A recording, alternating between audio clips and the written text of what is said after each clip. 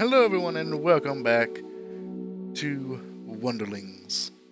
If you enjoy the series, remember to like the video, subscribe to the channel, leave a comment down below. And thank you for the head pats. Much appreciated. Alright. Last time we left off with... Well, it's a strange one, because we did a special one-shot with me and Nakami, so... We did. But, completely where we left off was... You hastily left Bug City, as it was under attack by a strange giant beast that you discovered upon leaving the bush, that it was a giant deer feasting on the bush tree. And you hastily escaped before any pain or damage was done to you, while leaving Bug City to fend for itself.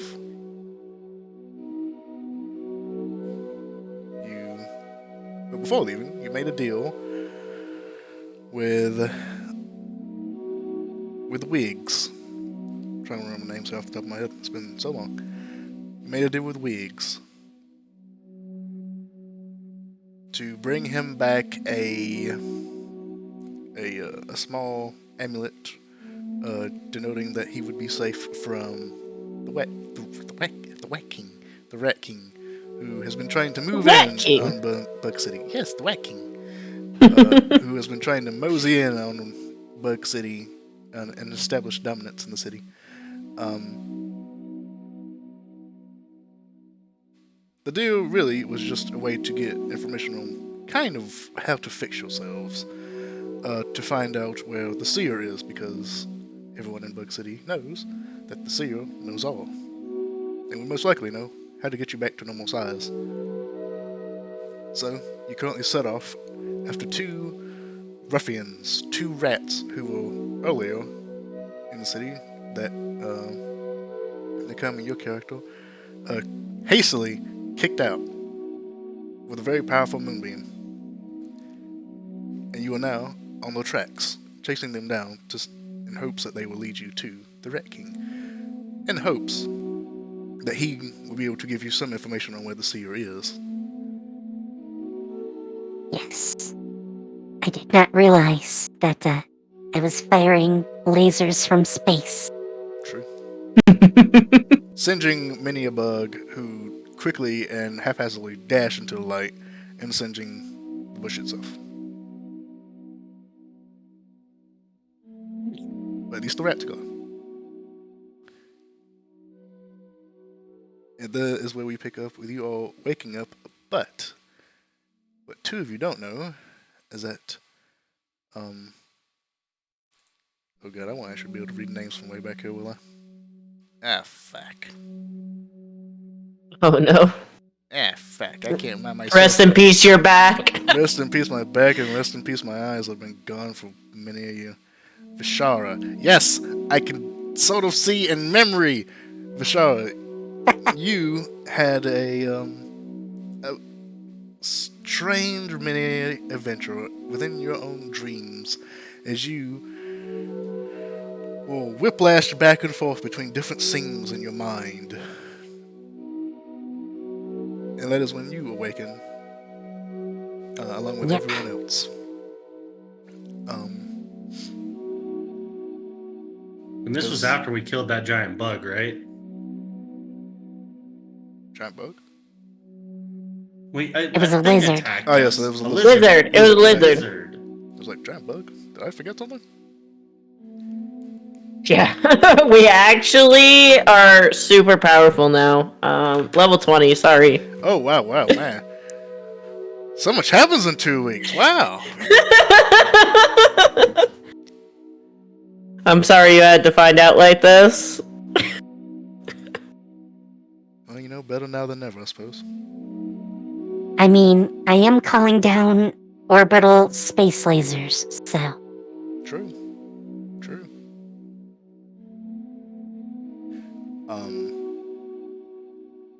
And that is where you all have woken up your last watch finished, and the day greets you. And I don't remember who had last watch. I think it was actually Nakami. I think you, Vishara, had last watch. I think.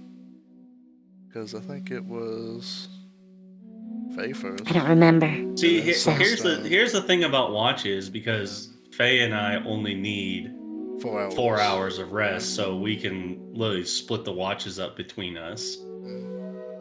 And I don't think I was first. I think I was. I was first. Oh, you were first. Yeah. Okay. Yeah, I was. Either middle or end. I don't remember. I don't remember either. Anyway, I just know I wasn't first. I do distinctly remember that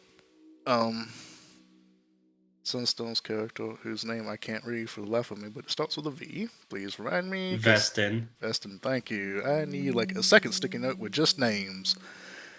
Now I know. Now I know.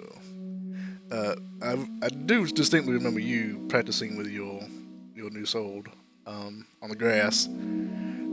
That part I remember. Yeah. Other than that, I don't remember anything. Yeah, my +3 rapier. Yeah, sure. That thing. Strange, glowy, liquid yet stone gem sucking it inside. Very strange, very odd. Yeah. But that is where we pick up. You all have awakened. Vishara is now had her dream sequence that the other two don't know about. Yep. And the twilight sun that now fills the sky. And Doodle stretches and wakes up alongside you. You still have Doodle, by the way. In case anyone forgot. Doodle's still here. You kidnapped him, basically. Not really. You just I told him to remember go. Doodle. He totally wanted to. He did, because he has nothing else going on. He's a bug. When Vestin gets up and he cracks his neck and everything, and so where is this? Is it just in the Isle of Lost Things? Is it just in this direction, Doodle?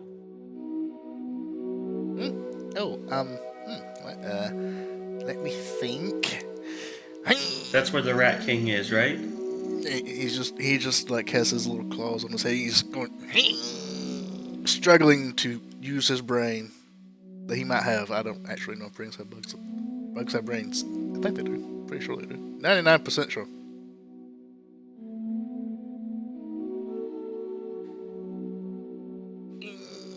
Yeah, I don't know.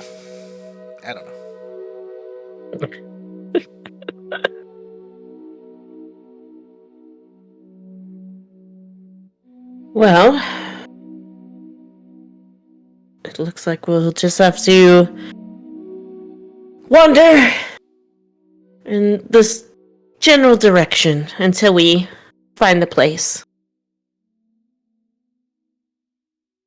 I'm all right with that. I shall follow along.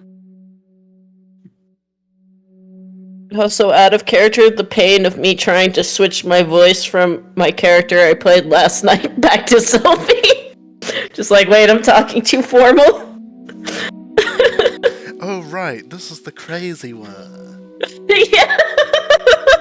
I'm not a noble. I need to be crazy.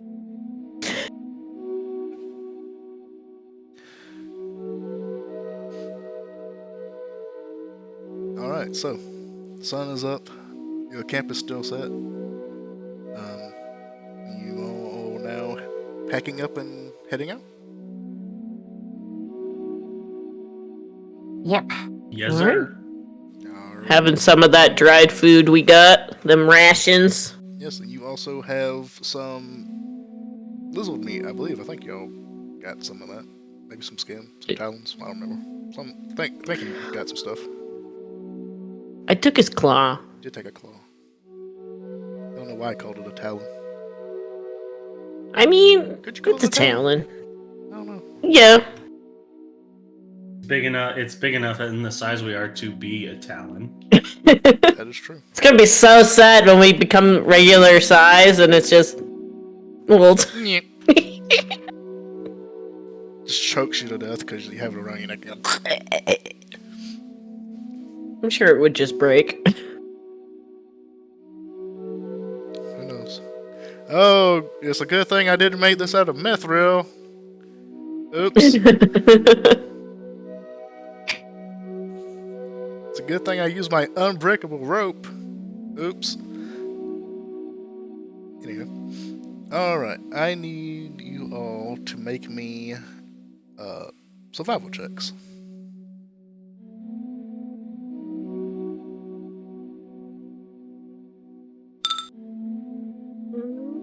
And tell me who gets the highest, because I can't really see. I can tell one person got Definitely not me. Oh, it's me. I With a know natural a 20. 20. Yeah. It's the one thing I can see is that there's a straight up 20 on the screen. 24 total, My if it matters. God. My God. Alright, you all pack up your camp and begin to head out. Doodle packs up his little aphid that was sitting on a tree, eating / drinking, and you all start to head out. Sylvie taking the lead, navigating you through the massive forest of bladed grass, sniffing the air.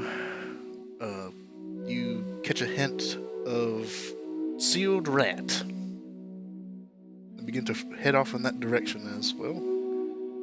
Those are your only two who you know probably know where Rat City is. Not Rat City, Isle of Lost Lands.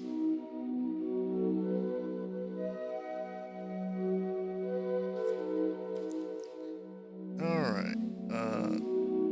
Sylvie, I need you to roll me a d20. Okay. That's just the /R D20, right? Yeah. Or Yeah. I don't remember the commands. That is not the command. /O space 1d20? Should have worked. Oh, I forgot the space. It's a 9. 9. Okay.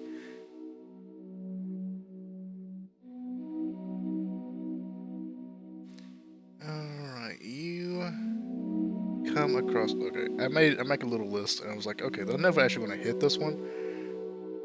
I don't even know why I put it on here because it's kind of boring. I'm now making the DM's executive decision to take these numbers off the list and make them something else because it's fucking boring, and I don't want to start the session off like that. Okay. Now I'm curious what it was. Nothing happens. That's literally what it was. Oh. That's boring as fuck. I don't know why I even put it on the list. Alright, so I'm going up one number. Alright. God, I'm so tempted to lean up, and I know I shouldn't. Alright, so you three, as you are walking, you come up across a small miniature elven statue. That is fine in make and model. The stone is smooth and elegantly carved. The elven figure is beautiful to look at. And there is a little plaque in Elvish, kind of at the foot of it. Can you speak Elvish? I assume the two elves do. But Speak I'm pretty Elvish. sure. that would be Yeah. rude to assume.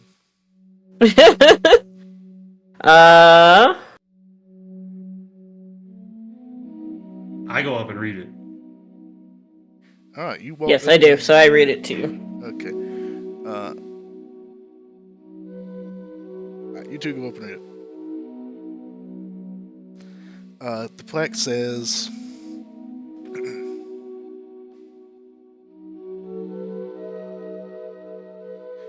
"Many blessings be to those who gift." Oh, I also read this out loud, so Vishara knows what it says as well. Does Fishara speak? Bashara speaks Sylvan, but not Elvish. Elven. Okay. I was just wondering if you could read it too. All right. Bashara knows a lot of languages, actually, but should we leave a not that gift? one. What do we have to leave? Other than maybe a few gold pieces. Pulls out the entire list of stuff we have. Just dumps out a wagon full of crap. Well, what do people normally leave? Food, right? Food I mean, or money. if this was like some sort of shrine, I do have incense. We could light some incense and leave it. Yeah, we could do that, and I'll leave a couple, maybe the lizard talent. I thought you said the tablet. I was like, tablet? No, the talent. There's a big ass talent. Just take it off my back and just. Alright, so you see that there is like a little stone tray on the statue, kind of like just above the tablet at the foot of the elven figure, who is like kneeling down, hands out to the little plate. Bashara will arrange some sticks of incense on it. Okay. How big is it? The plate. The talent's too big, isn't it? Oh, the talon. The talon itself would be about excuse me, be about half your size. Yeah, so definitely too big for the plate. Okay, nix the talent idea. You could like set it up though and like try to balance it if you wanted to. Like it's a flat surface basically. Like you could probably like set it up though. Like it wouldn't fit like obviously in the bowl, but like you could like put it on top of the bowl if you like actively wanted to try that. Here's another option. I do have an ornate mask. I could leave that. Would you want to, though? I mean, I'm not really using it, so why not? What were why you not? using it for, though? Collected loot from some enemy. I don't even actually recall which, but... No.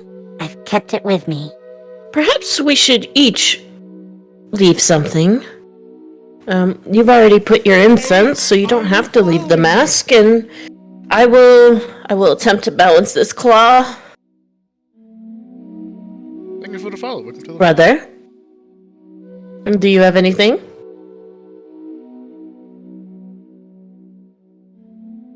I mean, nothing special. He pulls out a couple silver pieces and tosses them in.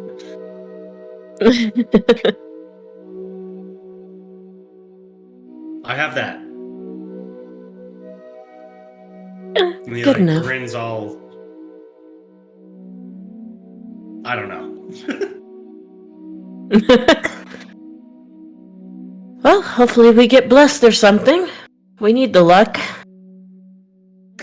Actually, are there any, like...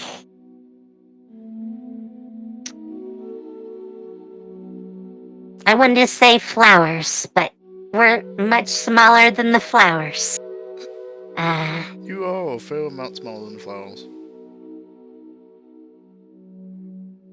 Well, it depends on the flower. Don't think there are any miniature flowers down here. No. I'll look around. Make a perception check.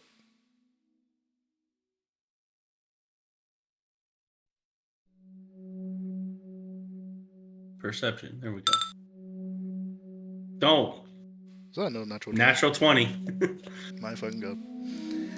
All right. So that's all right. That's how we're gonna start off this session. Gone for Yes, it like 3 is. weeks and 2 natural 20s already. See how it is. All right. You look around. You do see some. You see some flowers. You see some like some small, well, small quotations. Some daisies popping up. You see like some. I think they're just called bell flowers. I can't actually remember the name of them, but you see like some bell flowers are like hanged over, and the flowers are just kind of dangling in the wind. And then you see like some itty bitty like little tiny flowers that are like just growing on like these thin little stems, and they have like a white uh, flower that kind of just pokes up and it's almost like forms like a little cap at the top. Well, cool. I point them out. Oh, I didn't think there would be tiny flowers. But anyway, They are and about he the goes size of over your and head, but the smallest ones you see. they're the size of my head. Okay. Yeah. Even like if you were like full size, these things would be like so tiny. But like this size, they're like the size of your head. Could wear them like a hat.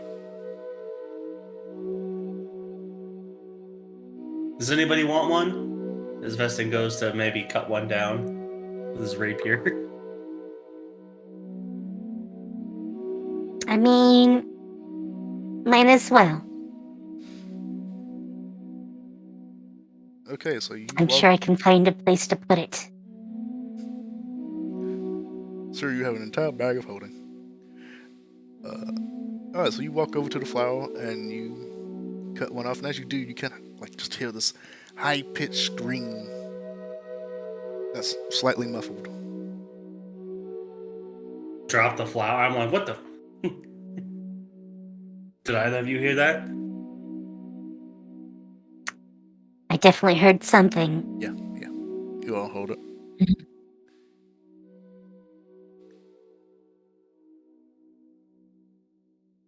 Sister, did you hear that? Yes. Where did that come from? Can we tell where it came from? Sounded like it came from the plant you just cut. The plant. Do we need to start investigating this plant? Yeah, let's take a look. Take a look. It's up to you.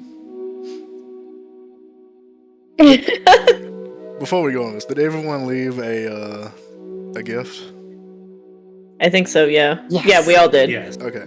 I was letting y'all all discuss that, and then this happened. Okay, so, Sylvie left a talon, is that right? Yep. Okay. Let's see here. Roll me a... if I can find it.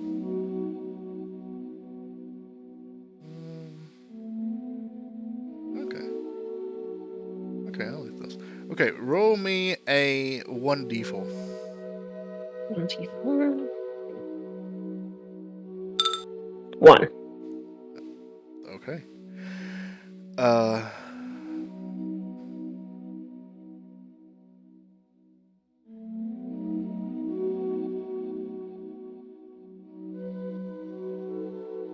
Okay. You leave the Talon, and as you do, we'll just say that you all kind of like put all your stuff up there together, just so we can like have some kind of congruity going on here. And as you all leave your gifts, the Talon kind of warps and shifts and turns into like sparkly dust. And then the dust flies up and then recollects back down into the bowl, and in its place is a very tiny little dragon. What? Yeah. A what? Teeny tiny little dragon. Sylvie, would you like to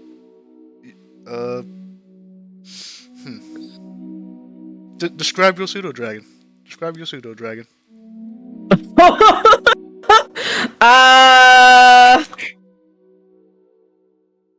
Oh god. There you go. You're being put on the spot. You now have a pseudo dragon. Well, you know.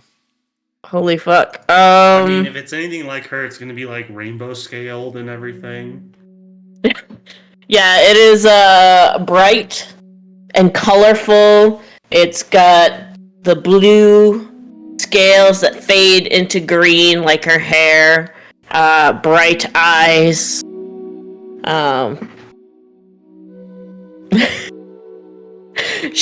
Still sharp, like claws and looking kind of animalistic, but like still pretty. Like the predators that put on like bright colors. Amazing.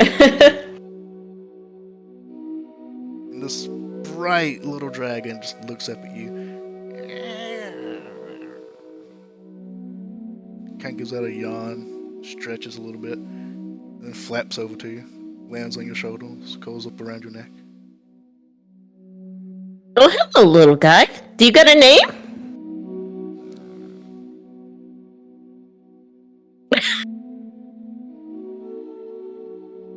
Oh, that's right. They can't speak. I actually couldn't remember if they could or not. According to the monster guide, they cannot speak. They understand common and draconic, but they can't speak it. No, guess you gotta name it. Once you name it, you start getting attached to it. And then it all goes downhill. It's all down here from them. Can't take it back. Oh my god, this is so cool! What did you guys get? She's just looking at you. At both of you. Alright, and let's see. Veston, what did you leave? You said gold, right? Some silver pieces. Okay. Any amount specifically? We'll go with 10. So I guess 1 gold in total, but... Let's see here.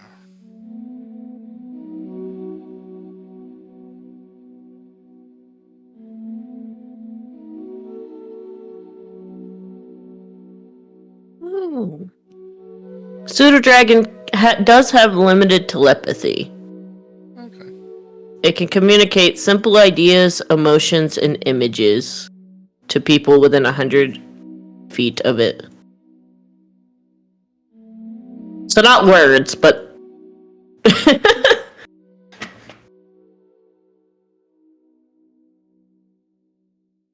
Oh no, he only has 7 hit. They only have like average 7 hit points. Fuck.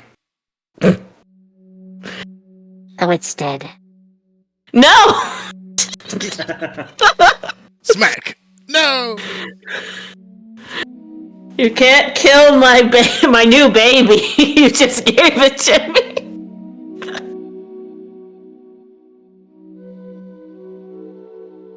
Oak Stella will remember this. Oak Stello is still alive. Okay? You just left him at the circus. They better pay. When I get back. He'll still be there. Maybe. Well, it depends on the pseudo dragon. Just holding a knife at each other. Oh, that was actually more. Okay. I had you roll wrong, but that's fine. Oh? Yeah, it was actually supposed to be way more than 1d4. Okay. Shit. Man, yours is like... Okay, so let me see here. Let me just... No. Too late, it's canon now. It is canon. Yeah. Now I'm actually like getting the right numbers. Okay, so yeah, this will work. Sure, if I get one. I really wish there was like a way to tell you.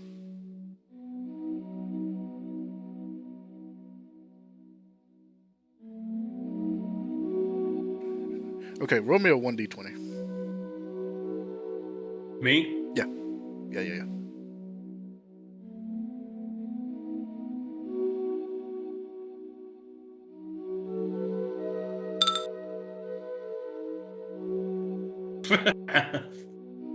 Four.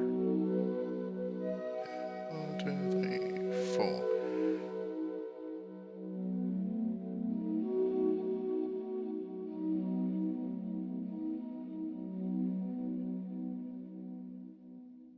Okay.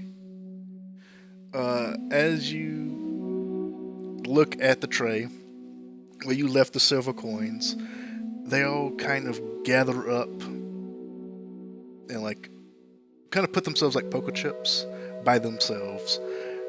And then you see like the melting of the metal into like a mercury, and then it solidifies into what looks like a compass. A compass. That's what it looks like. I go and pick it up. You pick it up, and it is a silver compass with a chain on it. Yeah, it's a silver compass with a chain on it, but it doesn't seem to be pointing in any actual direction. It's the needle keeps going back and forth in different directions. Is this Jack Sparrow's compass? You don't know, and Sylvie leans over, looking at the compass. That doesn't seem as cool as a dragon. Yeah, Vestin deflated is like. It doesn't even seem to be working, too.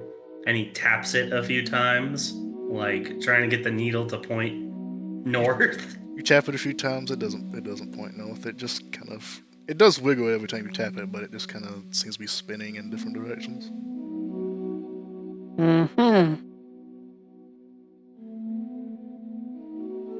Drugs is just gonna and then ponder on what this does.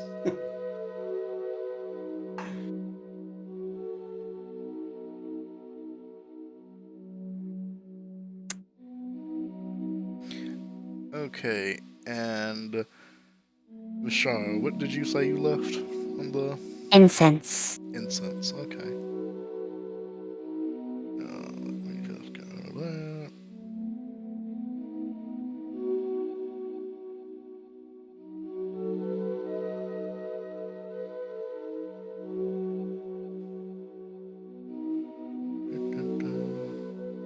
Alright, roll me a. Let's see here. 10, 3, 12 house. Oop, shit. 1, 2, 3, 4, 5, 6, 7, 8, 9. Okay, it's gonna be real. Roll me a 1d9. Does it exist? A No. 1d9? Yeah. But there's no such. And I get a 9. There's no such thing as a 1d9.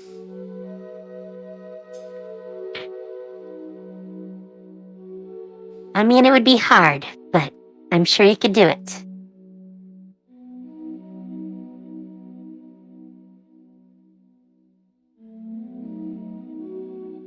I mean, it's kind of like how people say, I need you to roll a d3, and so people just roll a 6-sider. And it's like 1, 2, 3, 4, 5, 6 is 1, 2, 3. I need to Google something really quickly. I'm not sure if that's good or bad. I just had to Google a word because I didn't know what a word meant.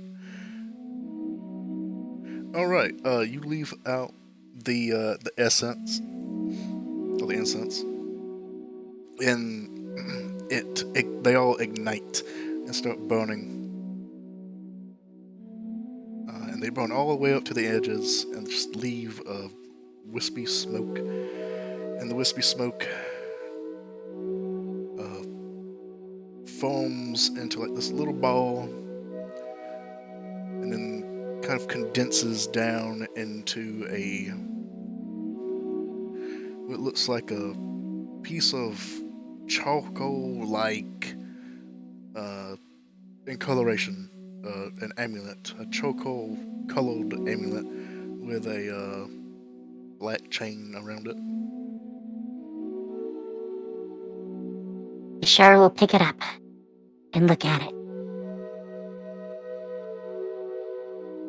It is as you pick it up, it feels like charcoal, but it has structure to it. And it kind of leaves smudges on your hands. And it's this very. Honestly, if you didn't know about it, you would think it would be a piece of charcoal where, like, a very delicately made charcoal chain necklace attached to it. As you're holding in your hands, it's well made, it's sturdy, it doesn't seem like it would crumble away or anything. But it does leave that, like, blackness to your hands that you would get from grabbing charcoal.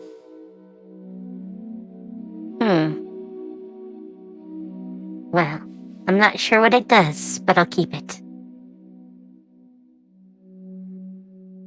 I mean, besides getting my hands messy.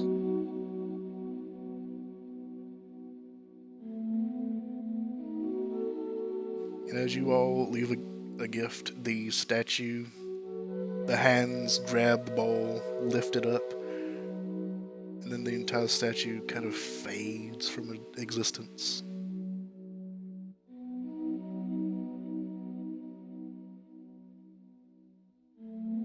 Okay, that might be even spookier.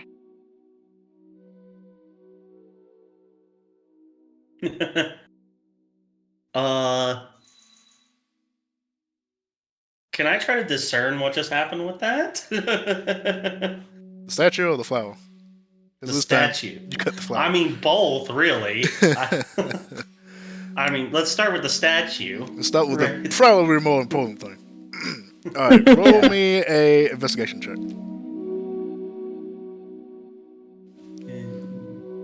Investigation. Oh, wait, yeah, don't roll that, sorry.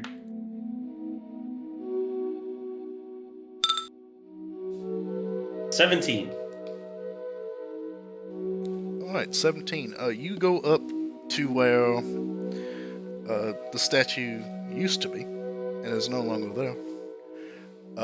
You see where the grass, well, not in the grass is too tall. Grass is trees. You see where the ground, the dirt was like displaced from like a statue being there. You know, you can like see the square divot where the pedestal was, and the statue was sitting on top of that. So it was there at one point, but now it's just gone. There's no remnants of it, except for that imprint where it was sitting. Yeah, like waving my hand around it, like it's not just like invisible. I don't know, you wave your hand around and it just goes through air. Oh, this gets better and better. Yep. Vestin thoroughly confused about everything right now. What is reality? I don't know. Well, this was fun. I'm just petting the dragon.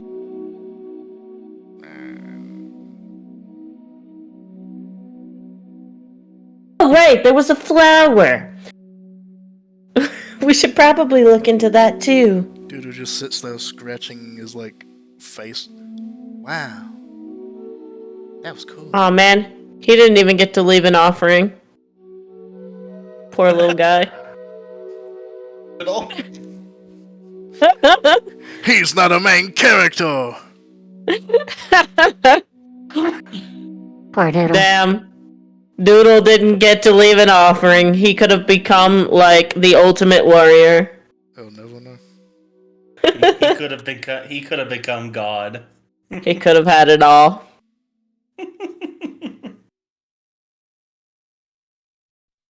He gets the eye of Vecna. Oh God, no. Oh, what's this do? Oh! Well, everybody's time to kill Doodle. No. Whispers. Arcane world's never to be uttered again. Alright, so you go check out the flower now, yeah? Is that what you said? Yeah, so after all that happens, Fishara mentioned wanting a flower. So I found the flower and I cut it out, and then we heard a scream. A muffled scream, yes. Yeah. And I it just sings- thought flowers might make a good offering. But, I will never know. true. Or maybe you will, we don't know. Anything now where could did- happen. So now Veston's like, where did that scream come from? And he starts looking around for that.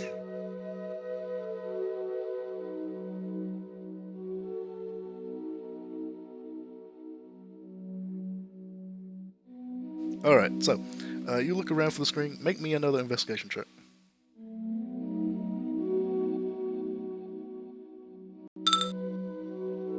I'm not finding shit with a 6. You look around, and you see like there's like a little cluster of flowers from when you cut this one off, and they're all just kind of like waving, well, wiggling there in the wind, in the soft breeze. You don't see anything that would have made a scream, or yelled, or felt pain as you look.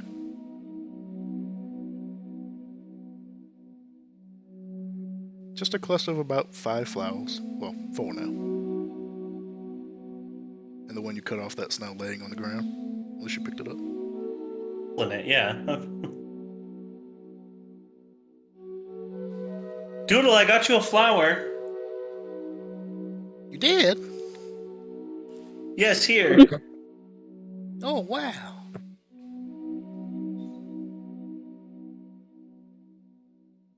Hand the flower over to Doodle. You slowly like putting it up to his mouth. Do I eat it? You can do whatever you want with it. You could wear it as a hat. I mean, should fit on your head. Oh. I don't know. Do bugs wear hats? I never had a hat before. We'll try it on then. I'm sure you'll look marvelous with it on. He like flips it over so like the stem is like pointed up and he like just plops it on his head. Wow. My head Vesting feels gives a cool. clap. There you go. Look at you. Right, you two? Doesn't our friend Doodle look fantastic? Sure. I don't know. He needs a little more pizzazz. No, is it too bland? You need a little more sparkle. Does the white clash with my scales? Hey, are you A little. following me? Is there anything colorful around? Make a perception check. Okay. Hello, thank you for the follow. Welcome to the flock. 8. You look around, the most colorful thing around you is your new little pseudo dragon. Probably you. We're probably not gonna find anything here, but maybe later we can give you that extra bling. I really need to start remembering to give everyone guidance. Surprise, can't Roll this guidance. Yes, guidance everything. And you get a guidance, and you get a guidance. Everyone gets a guidance.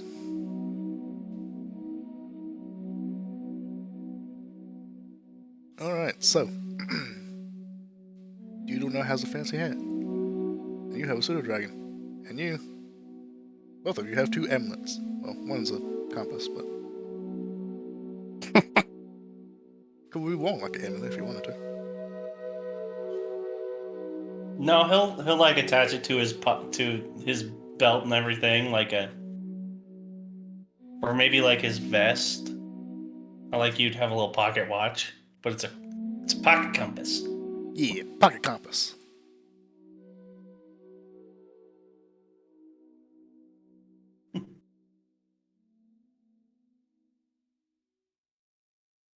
And then I guess wherever as we walk, he's just gonna keep looking at it to see if it does anything. Alright. As you all continue on the trail of these 2 rats that you met the previous day. I was like saw the previous day. You fiddle around with your compass. It's still like haphazardly like moving around. Doesn't really make any sense at all.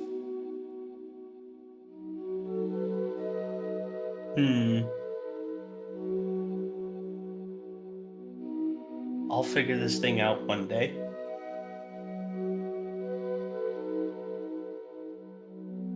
Maybe One it's would just hope. broken. Maybe you didn't give a good enough offering. I mean, maybe, but it does something. Well, I'll figure it out. I'll take some time.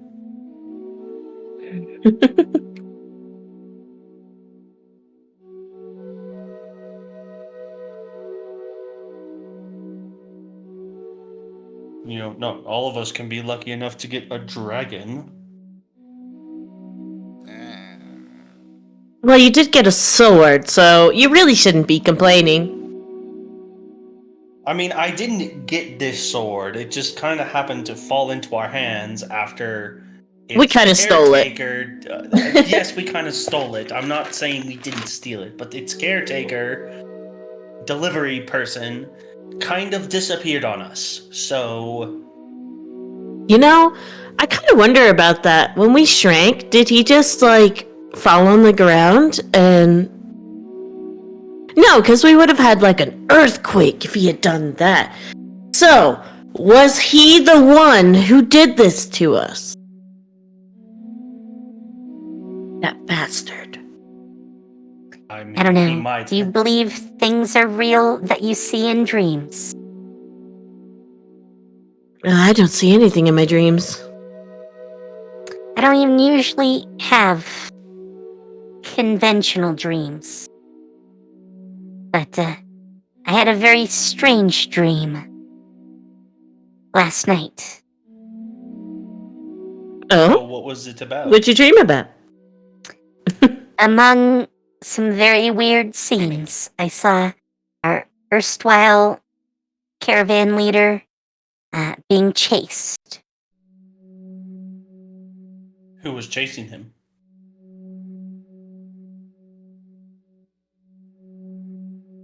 She thinks about it and says, you know, for some reason I don't recall now.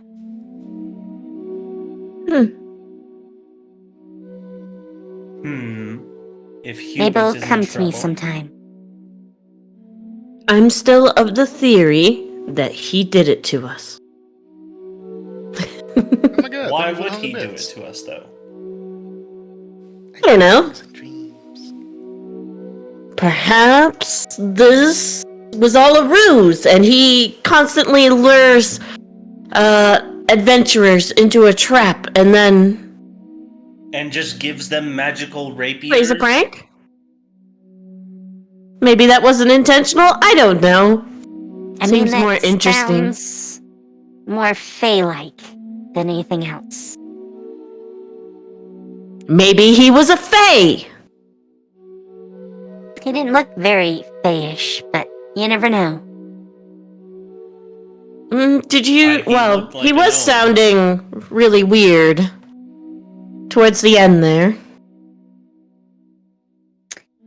Yeah, something very weird happened.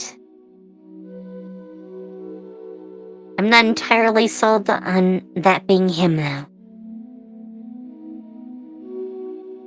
I'm sure we'll find him. Eventually. Maybe. It is strange that he just disappeared, though. I mean, this whole thing is strange. I mean, it has been strange ever since we met him. But, thinking on it, no, I don't think it was him. Hubert was too nice to do anything like this. I think.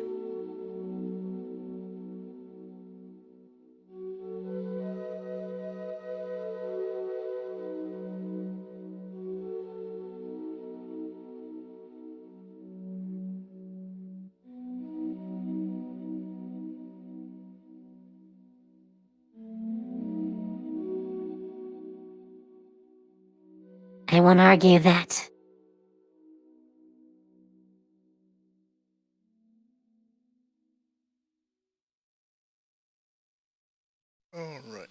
Alright. We should Go for it. get going. Don't know how far True. we've got to travel to get to the Rat King.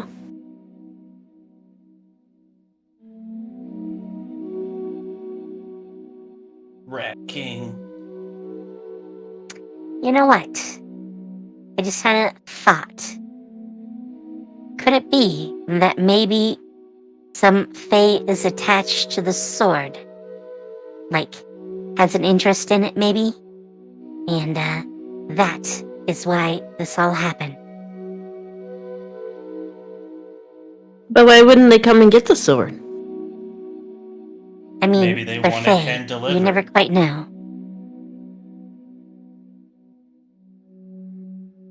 Maybe they want it delivered by a knight in training, a squire. That's what I was thinking of.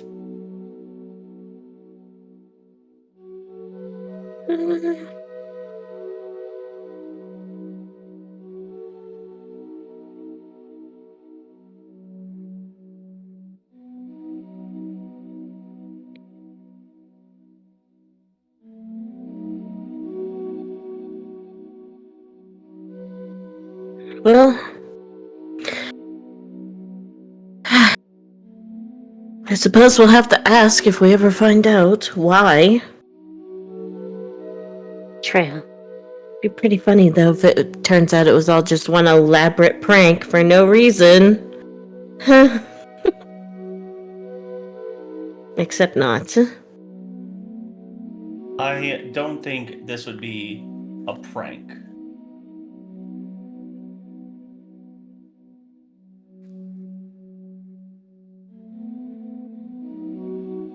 Could just be an elaborate, like, error.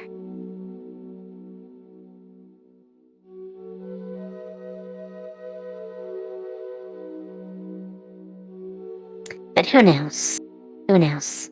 Let's find this Rat King.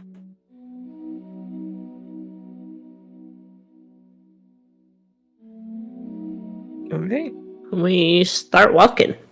Alright, you continue on. Go ahead and give me another set of survival rolls. Okay.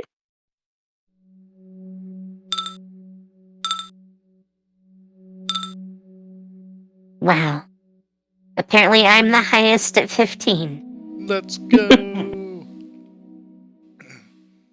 Alrighty. As you travel, Sylvie, you kind of lose track of the like singed rat smell as you travel. But Vishal, you kind of step in.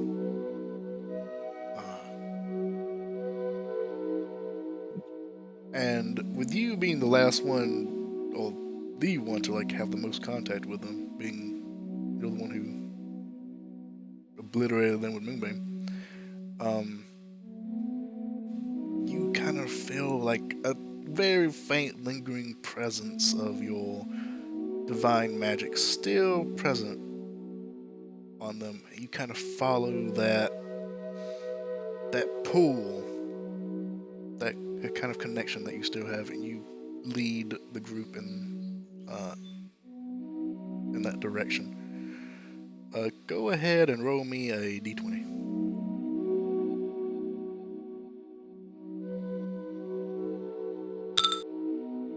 $16. Alright. As you travel, you hear a soft elven tune as being carried by the wind.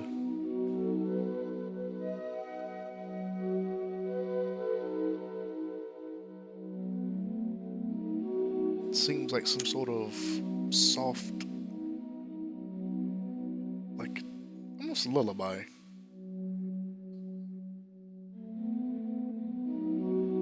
Why am I a bit worried? Strange lullabies. And Vishal, you hear this first, and then everyone else begins to hear it as they approach.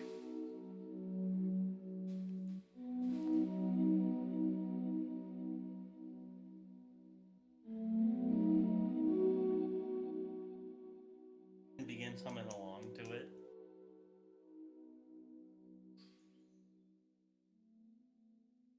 You begin humming along to it, and it gets a little bit louder as you do. Is it a melody that Sylvie and I have like heard before? Or anybody have heard before?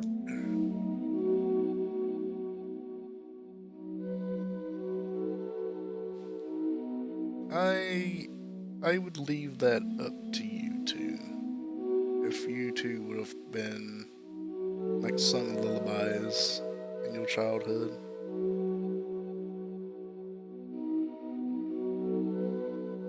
Sylvie?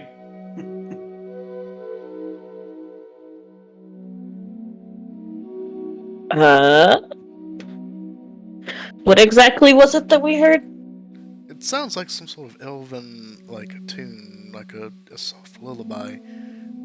Just floating around in there. Not really having a distinct direction that it's coming from. It just seems to be floating around you. The sound of music. I can't say that this is familiar to me.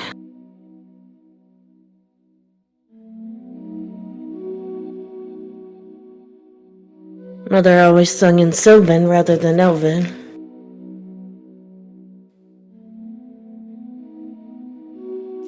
Hmm.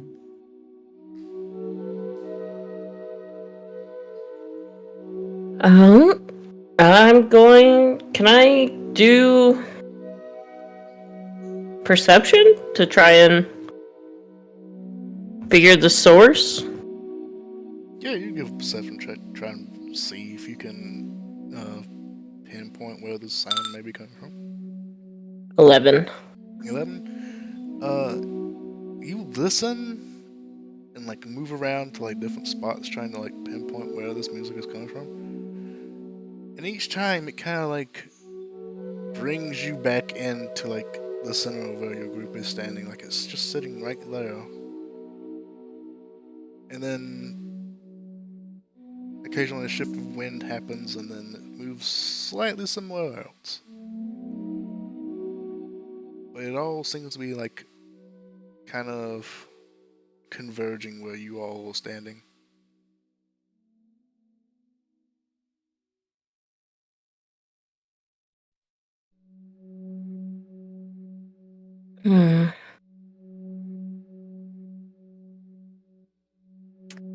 So, can I give it a try and try to figure out a little more?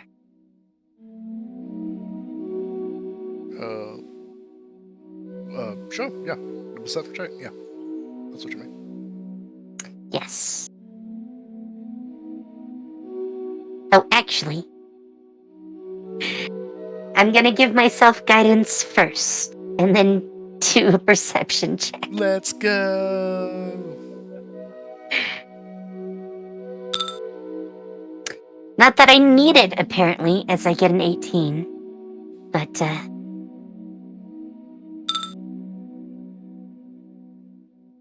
I guess I have to manually roll it. I keep forgetting. Yeah.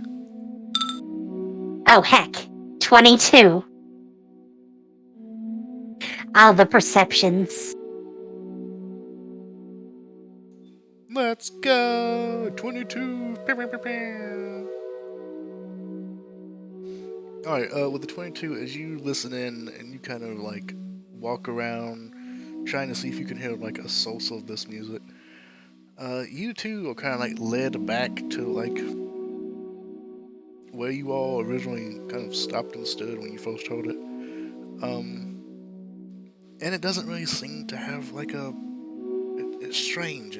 You don't readily see like any musical instruments or anything that would cause music, or like even like a voice to like sing a lullaby, which it doesn't sound much like a voice. It sounds much more like a musical tone. But you look, and you do notice that occasionally there's a shift of like a breeze, a shift of wind, and it with each one, like every time this wind shifts, the music seems to follow that.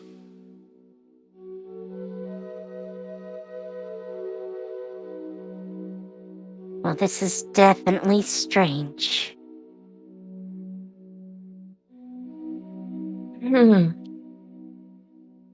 Should we just go? Is it like some magical trap? Or you think we'd just have a more clear source? Yeah, it seems to like to move around, which is a little weird. Especially since I don't, like, see anyone.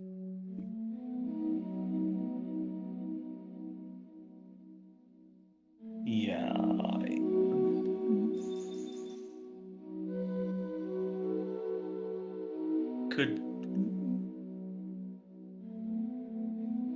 I think we just continue on then. And maybe keep an eye out for... This seems like someone's magically moving this. Maybe keep an eye out for someone who is doing this to us. Always good to keep your eyes open.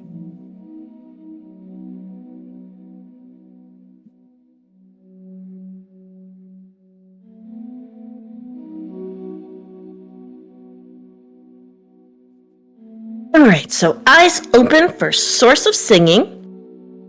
And we should keep moving, see if it follows. Sure. Let's get moving. Mm-hmm. Lead the way. Alright. As you all begin to move out, being led by Vishara, still kind of following this tug of divine energy that you kind of left on the rats previously. The music does keep pace for a brief moment, but then just kind of fades off and goes its own way. And you see like a faint dance of the grass as like this wind breezes by, carrying this soft lullaby with it.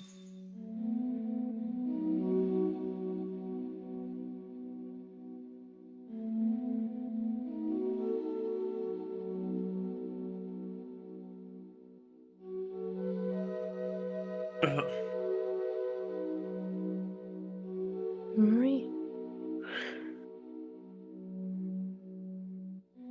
Just keep going. Yeah. Alrighty. I'm not trying to follow this. I mean, it seems to stop and centralize itself. That's the thing. It is very strange. Very. Maybe it's a false Hydra. It was the false Hydra all along. It's just really tiny. It's actually just a couple of earthworms. Oh, that piece. Anything but the worms. Alrighty. Go ahead and make me another round of survival checks.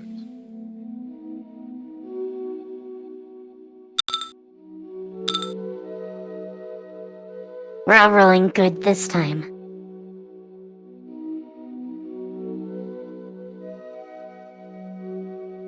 Yes, we just need to wait to see what Sylvie rolls. He blows us out of the water. Yeah. Let's see. Nope. Is it a 1? Listen, I had my 20. That's it. That's all you got this session. Seems so. We're taking turns tracking. Okay.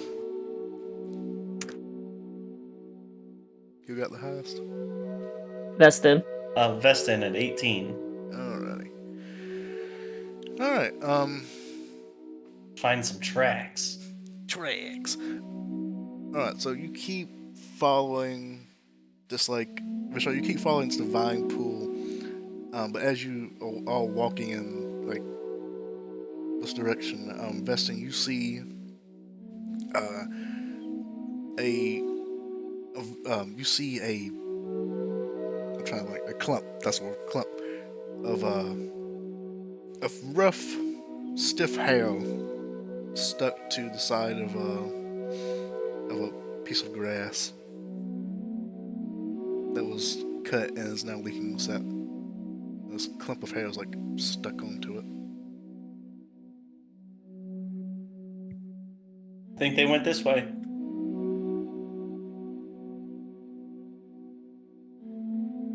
Does the compass say anything? Doesn't appear to be saying anything.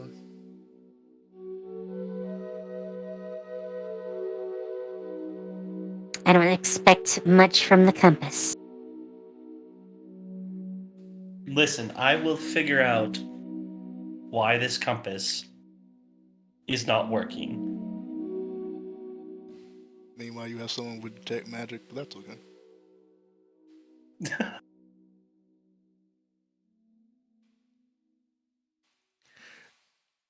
It's okay. It's just detect magic. It's not identify. It's completely different. Alright, so you find like this clump and you begin to head over in that direction. As you do, you find several like tracks in this like mudded area that look like little rat feet have traveled this direction. I mean, they're big rat feet by our perspective, By but your perspective, yes. I follow the rat feet. Do they go like into the grass or anything like that? Or is it like still along this quote unquote trail that we're on? Yeah, you kind of have been following like a trail this entire time, and it still is like going off into a trail. But it is more like just like a little tiny game trail than anything, because that's appears to be the only ones who make trails around this area. Well, the animals.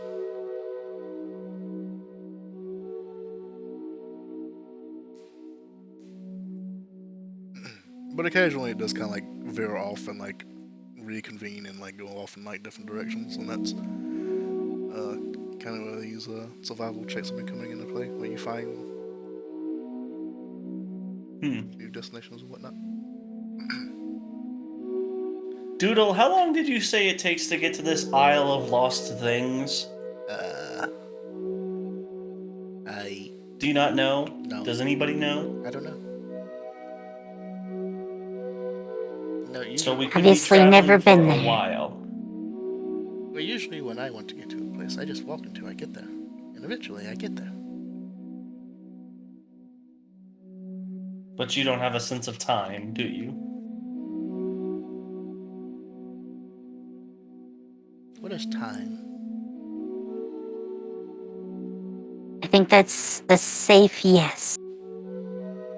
I think that is a safe yes as well.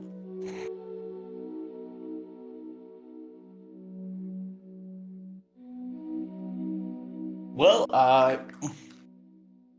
is this place is it an island or is it just, like, is it in water? What are we looking for?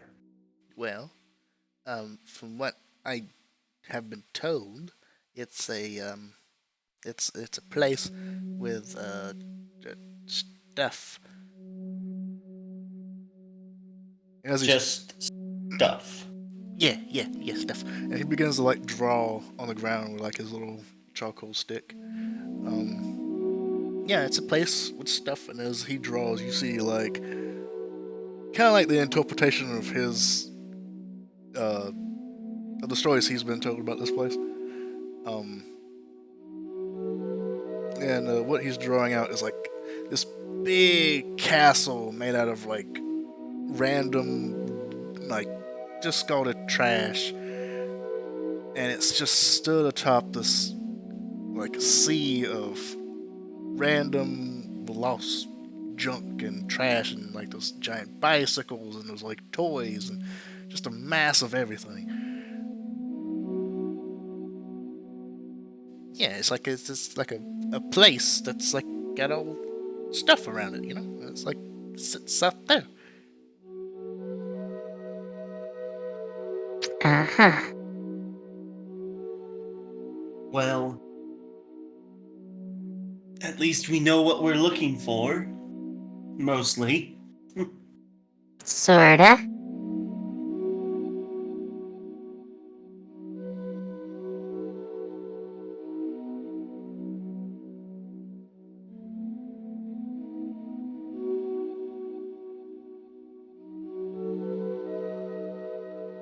He pulls out his aphid and like sips it.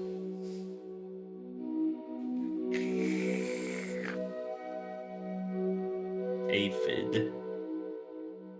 Well, let's continue on. It seems our only option. Nothing like a day of traveling. Imagine Something that we're in front of heading in the exact opposite direction. If we are, I'm going to be very upset. I can I kinda- sense Oh, I can sense magic that way. So I'm assuming we're going the right way, but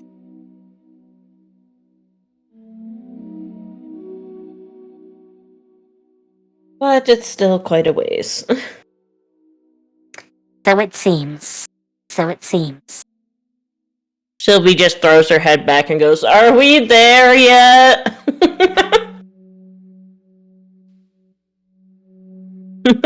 Veston just rubs his face like, oh.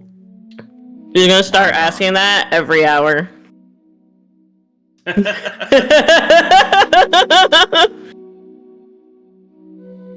Every single hour for the rest of the day. Are we there yet? Oh no. Oh no.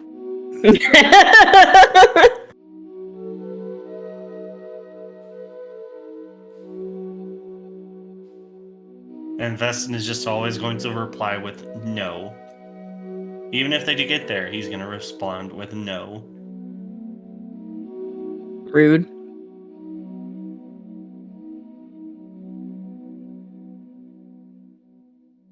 Do we start doing 99 bottles of beer on the wall?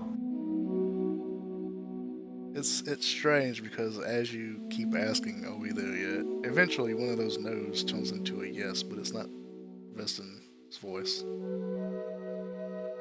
Ooh. Hello? Who will? Hello? Who's this? You turn around and you see this. I'm still fighting that urge to like sit up. You see this like little.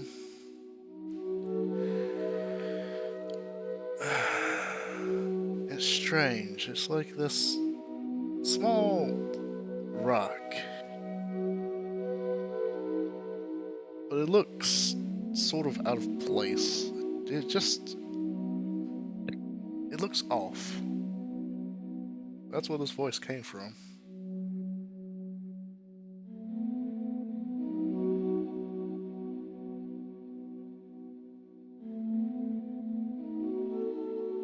Bashar will go over to the rock and tap it with her hammer. You walk over, you tap this rock with your hammer, and it doesn't give off like the distinct like ting of like hitting your metal hammer up against a stone. It's more of a, and it has more give to it. And as you do it, the rock kind of moves. You see like these two yellow eyes open up, and it's kind of jumps away from you, and it's like this about your size frog that has like this stony texture to its body. Yeah. Bashar's gonna say, that's the strangest mimic I've ever seen. I've never seen a mimic. That's a mimic? I actually have never seen a mimic either, but it's the only thing I know that can change into rocks. Don't frogs have, like, natural camouflage? I don't know. I don't know much about them. I mean, they do. I've never seen anything. You said this was like our size, Yeah. right, Shepard? Yeah. It's about your size, and it's kind of standing up right now. Almost like in a shocked fashion, as a little distressed as it was just poked by a giant hammer. Better to be I poked mean, by it's that than not irate. exactly giant, but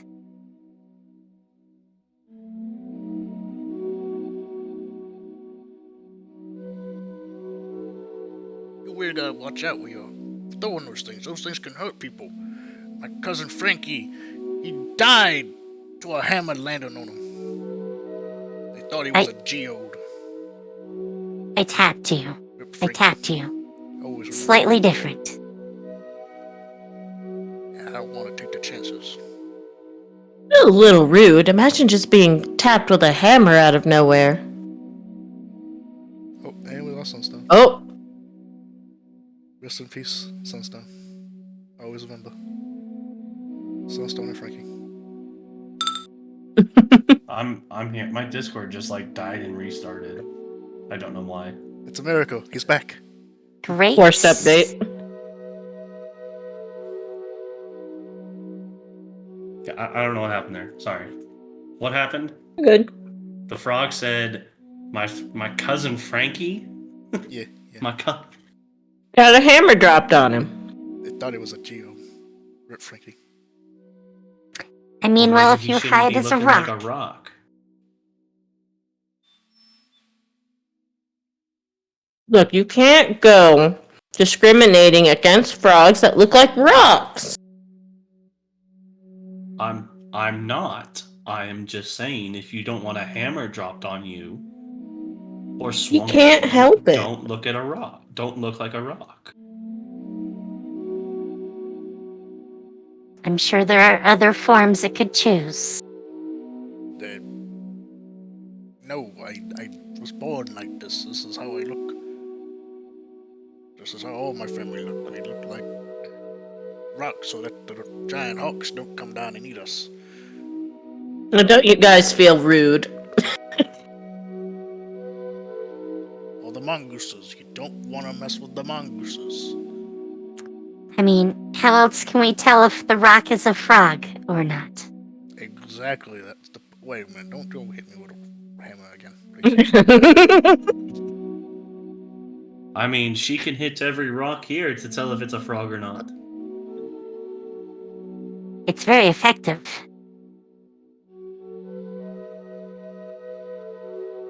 That's how What? Frankie went. Rip Frankie. But I didn't hit you that hard.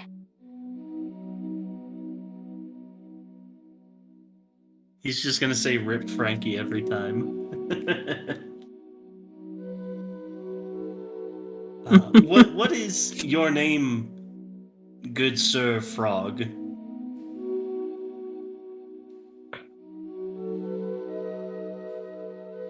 Alright, now I know this is going to be a little confusing. It confuses everybody. My name's Toadstool. I'm not a toad, I'm a frog. It's very confusing. Family name. Thought about changing it. Don't know how. I mean, Well, if you I want think to you could change just it- say you're Fred, and we'd all call you Fred. I can't because Fred was Frankie's actual name. It would be a dishonor to him if I chose Fred. Okay, Well, you how could- you about could call your name Ebenezer? Or- I Have any Thomas. Ebenezers? don't know of any Ebenezer. I actually kind of like that, yeah. It's So you no more distinguished. issue. It's distinguished. I like it. Are you? It is very distinguished. Are you a distinguished Froggleman? Well, I say I have a lot of defining lumps. Other than a rock?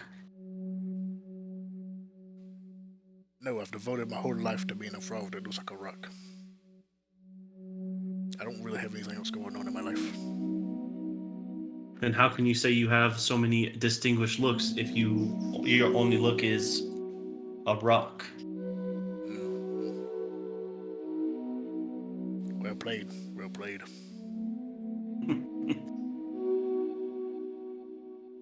Well, looks like I'm sticking with toast, though. No, please call yourself Ebenezer. And call yourself whatever you want. Do you know where the Rat King is? Or the Isle of Lost Things. Names to things. Frankie had a name once. Rip Frankie. Yeah. Veston puts his hand over his face, just like, oh my god. I think. No, I don't know. But I do know 2 rats. They ran past her not too long ago.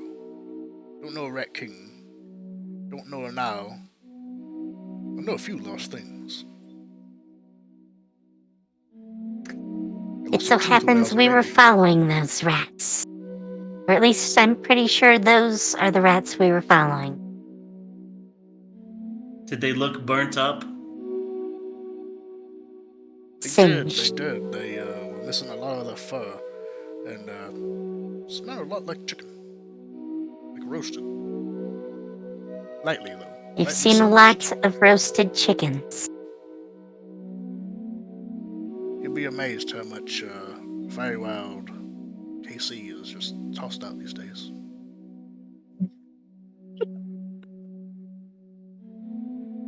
Tell me about it.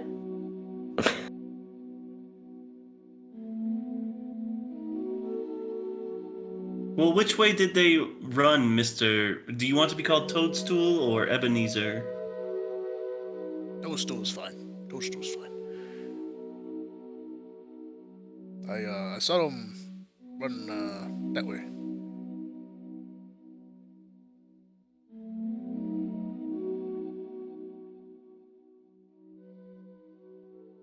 Well, thank you for that.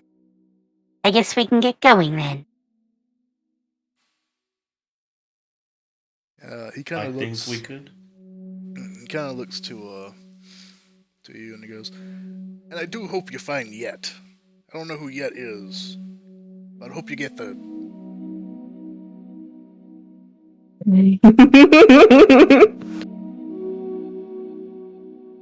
I hope don't have a hammer dropped on him like my dear Frankie. Rip Frankie. Ah, yes, Rip Frankie. Thank you. He would appreciate that. Well, if you had a hammer dropped on him, that must mean there are also people nearby. There was. It was many, long time ago. How long ago? It was about. How long do frogs live? I'd say it was about 3 hibernations ago. That sounds Awesome. like a bit.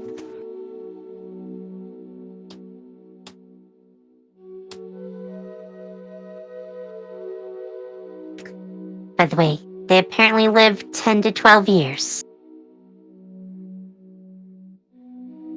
Long time for a frog.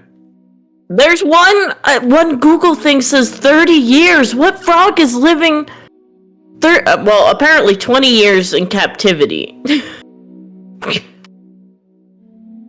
Old for a frog. That's an old ass frog. It does seem 10 to 20 years in captivity. kind of frog. Damn. I don't know. It was just a general Google answer for how long frogs live. Impressive. Oh, here it is, broken down by species. The youngest lifespan is 3 years. But then after that, it goes up to 6, 12, 15, 20. A white tree frog lives for 40? What the fuck? I remember what my grandpappy used to say. Who are you? That's what he used to say. Then he hit 41 and he died. Croaked his final croak.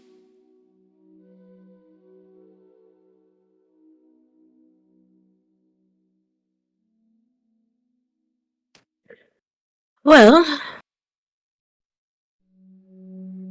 thank you for your insightful answer. 3 years since anyone's been through here? Oh my god, we're gonna die. We're lost. We're never gonna get big. And we're not there yet. Are going to get big, sister. Don't worry about that. We will figure this out. I'm sure we will eventually figure something out.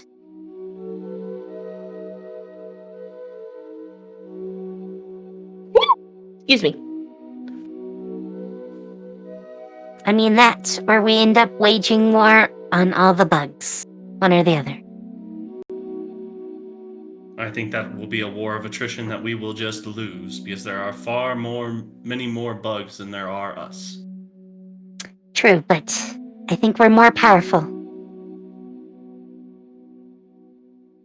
But there are still exponentially more bugs than there are us. Still, it can be tempting. Don't worry, you got a man Listen. on the inside. And Doodle just rolls out like a little military helmet on a leaf and puts it on his head.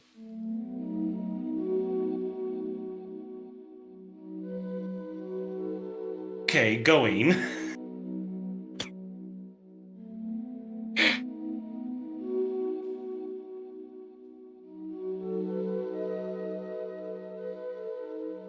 Alright, so you continue on. Yep. Seems so. Alright, you all leave Toadstool, he waves goodbye. As you leave, you hear him say, "Rip Frankie." Yes, rip Frankie.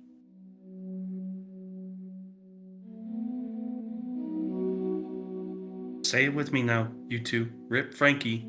Show your respects for Frankie. I will press F. Rip Frankie.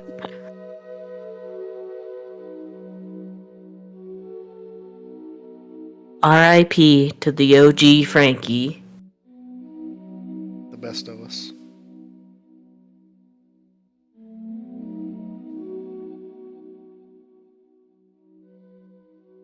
Alright, you keep going. Make me one more set of survival checks to track down these footprints that you saw.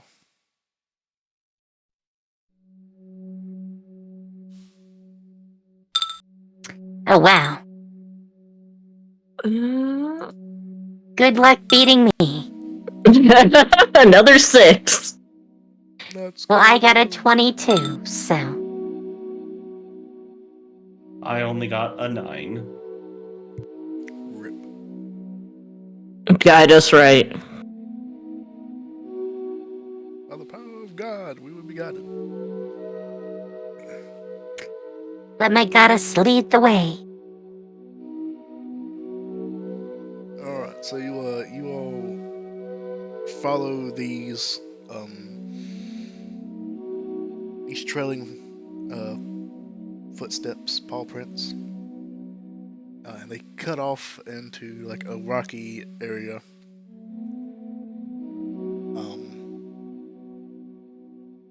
And the footprints stop off in this rocky area as like the mud on their feet kind of cleans off as they went. Vishal, you, with your very high perception and all that good stuff, you notice a small little, what looks like a small stick that's upright. It has like this little waving bit of ribbon on the top. And you see that it has like some sort of design of a little rat face with like a hand-drawn like crown on it. it's on She the will pluck it. opposite side of a hill, kind of blocking view. So you just see like the stick that's standing up with like this little ribbon on top. Yeah, she definitely plucks it and shows it to the others. Oh, it's off in the distance. You're not actually next to it. It's off in the distance. Oh, Over a hill.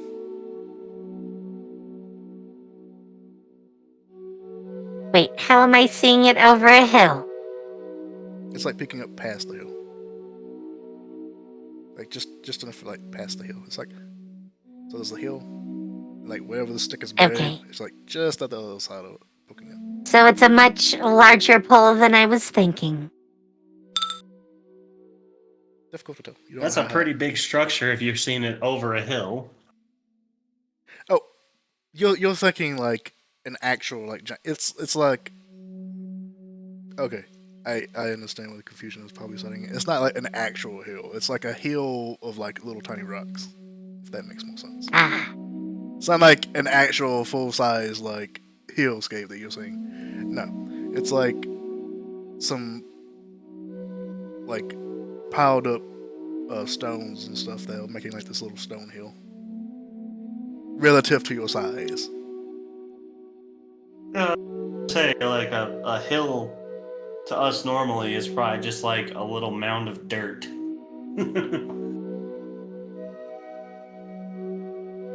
That's actually a mountain. well, Vishar will point at it and say, I think that's a sign. So are we there yet?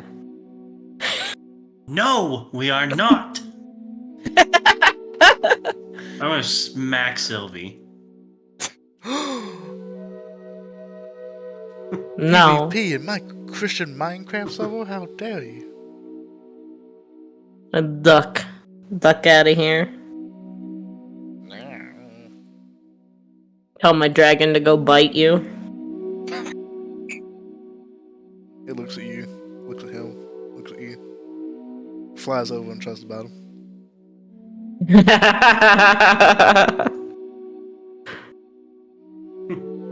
Can he actually do it? Oh my god, he actually does 1d4 He does plus have a 2 bite. piercing. Yeah. And so you just have like this little pseudo dragon like trying to chomp at you. No. Get away. He also can sting the shit out of you too, so you better watch out, brother. Yeah, it's like whipping its like little scorpion tail around, flapping its wings, being a If big nuisance. he starts doing that, I'm gonna pull out my rapier and be like, I will. You will not. Pseudo dragon seems very dangerous all of a sudden.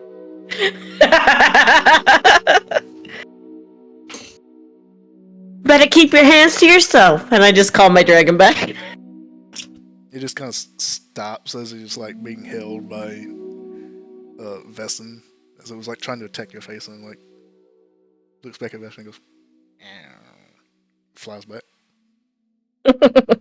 He was trying to attack my face. Wow. I give him little scritchies. Maybe your face is very chompable. Do not.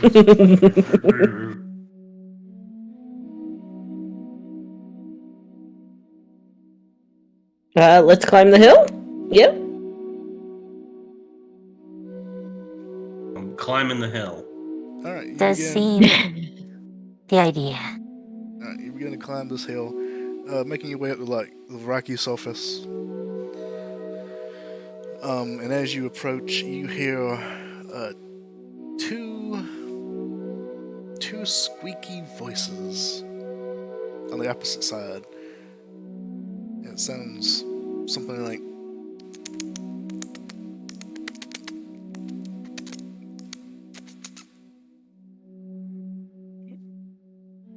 Okay. did any of that actually pick up? I Yes. picked Pick up for me. a little. Yeah. Okay, cool. I've done that before and it never picked up, and I was like, and I just Why is no one I reacting? just get no response. I'm like, okay, what happened?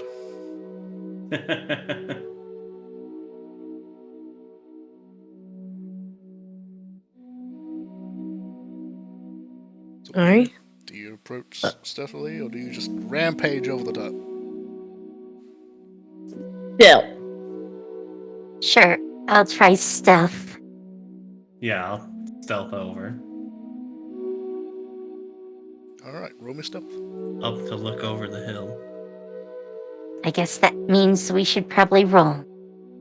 Yes. 20.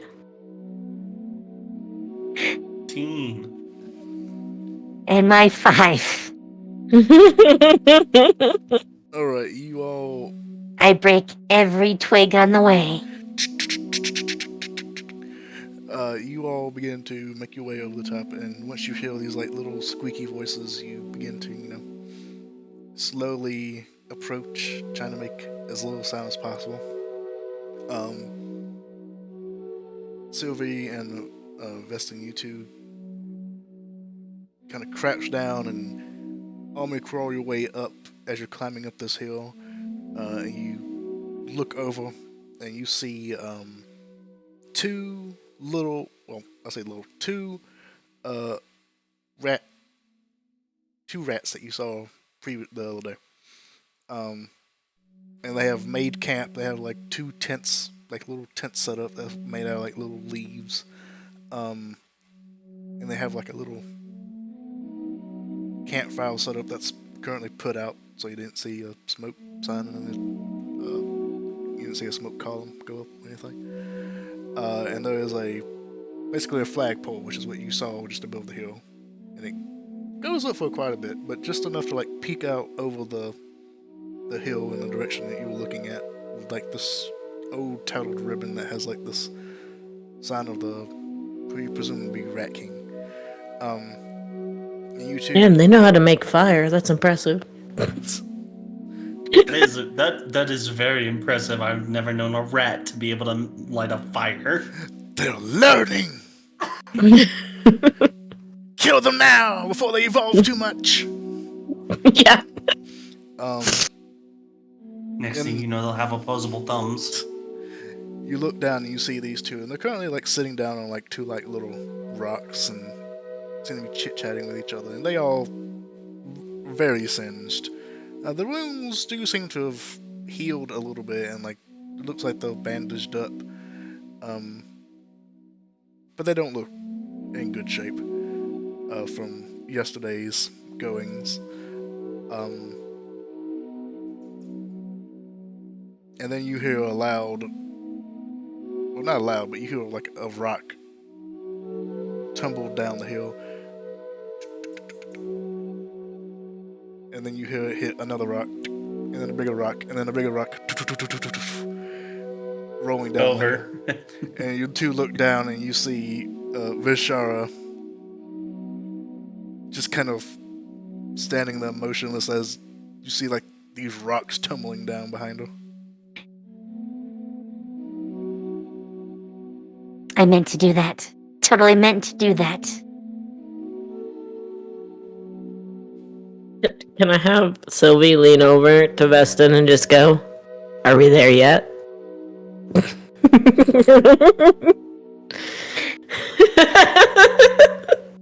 You see the two rats immediately like stand up, and they begin like squeaking to each other and looking. And one they kind of split off, one going around one side of the hill and the other going around the other.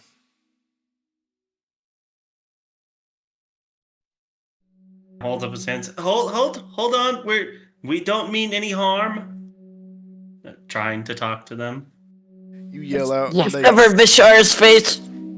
you yell out, and they immediately like both look up at the top of the hill where you two are, taking clear notice of you, and they both pull out like little rapier toothpicks. And Veston just Oh, that's adorable. I didn't want to fight. I guess.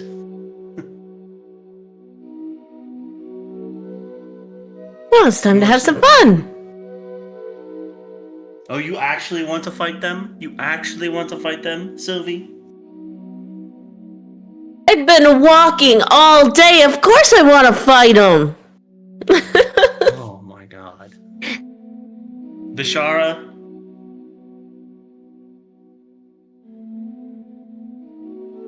I mean, I don't think they're gonna give us a choice.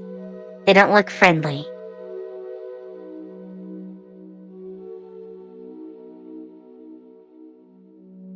Doodle, stay back there. You see Doodle like still clinging onto the hill, and he's looking up, and he's like, "Okay."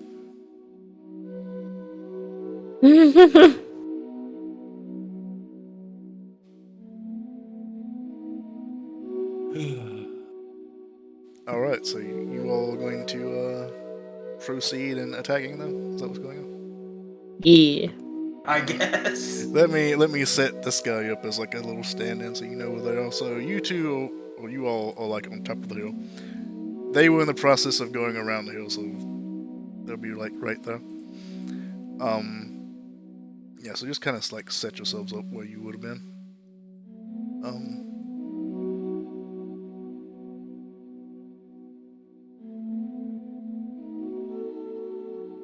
Yeah, I'll say they'll be like, yeah, that works. That'll be like real. So you two are kind of like on top of the hill. It's like a, in like terms of elevation, you two are like 15 feet above them right now. And their campsite is right about here.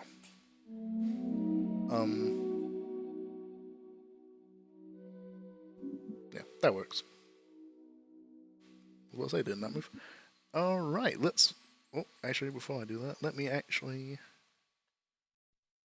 put you all on the initiative doohickey. Oh God, I can't read anything.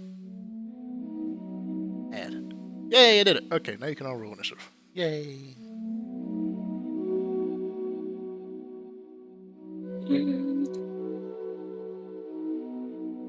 Where the hell is initiative? Right there. There it is. The time for mercy is past. I keep forgetting to cut that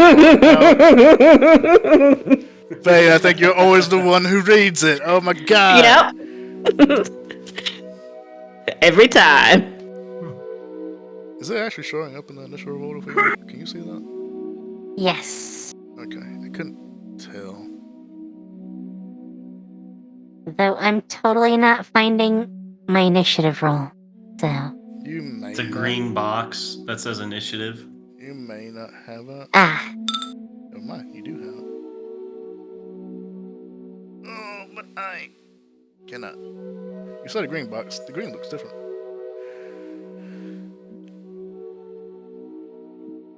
Oh, well, they're going before us. Alright, so. Oh, it didn't salt, did it? I don't think it did. Yeah, it did not salt. Let me see.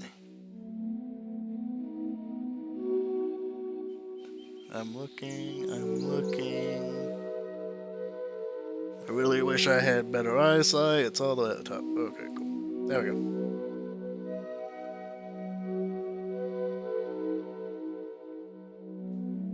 Alright, so. The false rat pulls out his little rapier toothpick. And not really knowing what he's in for, because currently he only sees Weston. Because Sylvie, you rolled high enough on your stealth check and you didn't reveal yourself. Yeah. So he doesn't know you exist. And they also don't technically know that Rashad exists. They did hear someone back there, but they don't know who they're dealing with back there. Because you're on the opposite side of the hill. They can't see you. So the only one they actually know for a fact exists is Weston. So he's going to charge up as much as he can. He's got a 30 movement, so you can actually make it up the hill. Well, actually, it would be difficult terrain, so he'd like make it right there, elevation wise. So he runs up with wielding his rapier, and then he's just going to take the dash action and get the rest of the way to you. So he makes it up over the hill, rapier in hand, and he's preparing to like attack you, but he had to use his own tone to get up there. Optimal distance achieved. Optimal distance. Oh wow, they actually did roll. Did they? Yeah, you rolled for them. I'm seeing a Sure long seems ass so. name at the bottom. What is that long name at the bottom that I can't read? Test player. Wait, is there 3 of them? Yeah, there's 3. There's 3. This should only be 2. Is there 3? I only see 2. I only see Well, 2. yeah, I only see 2 test players, but it says test player, test player, test player. I think that's because he was moving the order. So, Oh, one of them says Vishal token. Oh, because my back. My back. Can't do that. Oh. Okay, no, I only see 2 test players. The last one is Vishal. You named it Vishal token. That's what confused me. I was like, what is that long name? Y'all see 3 test players? It's very strange. I only see In the 2. chat box. Well, no, in the chat. I'm talking about in the chat box. Oh, no, not in the chat box, because that would have been like when I was like shifting through the test players. It's like, yes, that's Yeah. what I meant. yeah. The initiative box is what I was referring to. Oh, I don't see the initiative box. Oh, yeah, so you can unhide that by going to Windows, and one of them should say Initiative. You can click that, and that'll show you the initiative window. Oh, there we go. Okay. Alright, so it's the other one's turn. Dashing all the way, trying to make it there. He made it there. As this other one pulls out its little toothpick ribbon and runs up to you. Maximum distance geez. achieved. And then they both see Sylvie kind of tucked under the ground. Actually, no, I'm gonna say they don't, because they weren't paying attention. They're not paying attention to the ground.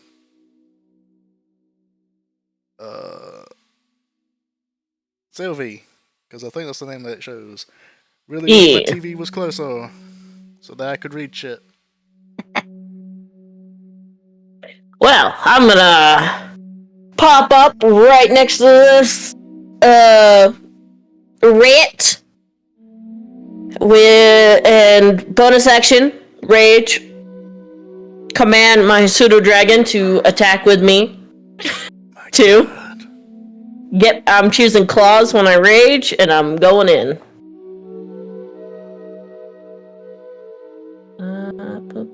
And I can declare reckless, right? Or is that a bonus action to do that? No, reckless is just. Or wait, no. Is it because I'm hidden? I would also get advantage. Yeah, because 'Cause you're I was stealth, hidden? You would, yeah, because you're stealth, you would get advantage anyway. So. Okay. That is 27, and then my other one was an 11. 27 will hit. And that one was 11, and then with an extra +2, so 13 points of damage with 1 claw. Oh, right, you stand up this rat, not even knowing you exist, and you just claw out the bottom of its leg, and you just see like the blood just cut out as you just cut into a tendon, and it like takes a kneel. And you see its like leg is just profusely bleeding. Let's out a high pitch. Finally! Where's the Rat King? Squeak! That's just what she shouts. Squeak! Does my pseudo dragon go on my turn or no? I think you have to. I read the thing and then I lost it. I think you have to give up an action or a bonus action, but you use both. Okay, so next time. I'll have to look up and see. But if I command him once, will he just keep? Let me look. I think you have to command it every turn. If like you act like it's like spiritual weapon or something. That's how I would play it. Oh, okay. Here it is. Additionally, when you take the attack action on your turn, you can forego one of your own attacks to allow your pseudo dragon female to make one attack on its own with its reaction. Oh, okay. So if you have multiple attacks on your turn. I mean, by technically, I have 2 claw attacks. Yeah, so you could forego one claw attack and give it to the pseudo dragon. Okay, for next time. Well, we can do it now. You haven't forgone your. Well, no, because I missed one, so Oh, okay. You did we'll attack just twice. Oh, okay. yeah, I thought did that was your attack advantage. twice. Okay. Yeah. Yeah. Okay. I thought one was with advantage. I see. Got it. Then yeah, the second attack was an 11. You said. Yeah, that was the 11. I assume because I hit roll with advantage with the claws, and I think the claws automatically does the 2 attacks. So I'm assuming that that's what it did. Yeah, I'm seeing attack. Looks like Yeah, because it says 27 or. or 20. Damage 11. And there's a second one that says 11 or something that I can't read. Damage 10. 15. Yeah, so the second attack Yeah. is an 11 then. Okay. Curse you bad Then yeah, eyes. that is my turn. Awesome. And I have screenshotted all the stuff that you all were given. Cool, now I can always find it. Yay. Alright, that's it. So that's your turn as you claw out one of this rat's tendons and his leg.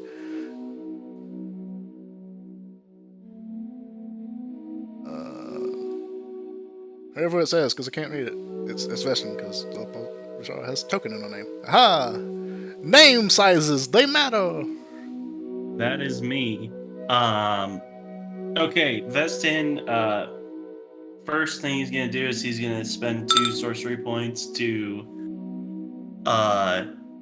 quicken a true strike My god.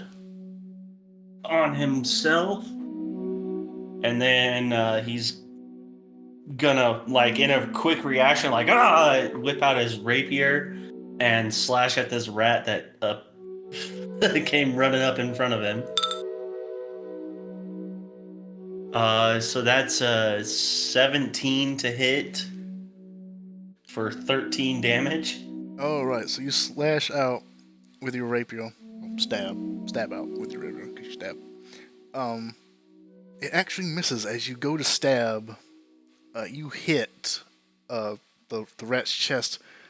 But what you didn't know previously is that this rat isn't naked. It's actually like got like this little like brown, almost camouflaged suit of like discarded Armor? leather. Yeah, discarded leather armor on its body. The other one does too, that you just now realize. Oh, Jesus.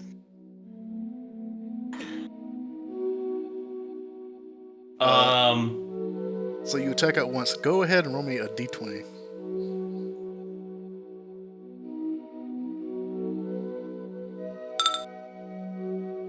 Four. Okay. I don't like having to roll these d20s every time I attack with this thing. Who knows? What does it mean?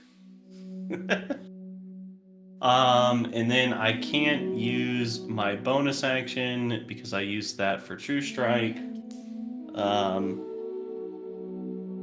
And I guess that's my turn. Alrighty. And you were rolling with advantage, right? Because it's true strike. Well, yeah, my other roll was a 5, so Well, not cool. Actually, super lame, but cool. yeah. Vishara! So, can I actually see them or not? You actually can, because they are now at the top of the hill. Okay. Then, she's going to target the injured one. Or, rather, the first injured one. Only one And of them is cast- injured right now. Okay, well, the injured one then. And cast Toll the Dead. Okay. And that is it's a save, right? Yeah. 14. wisdom save? Yes. Okay. You begin to cast out your magic. What does it look like when you're casting Toll the Dead? She strikes her shield with her hammer, and it makes a gong-like sound. All right, you smack your hammer against your shield, making this gong-like sound, this spell radiating out. And you can kind of see it like taking effect on the rat, and it's like holding its little ears down to like try and keep this piercing sound out.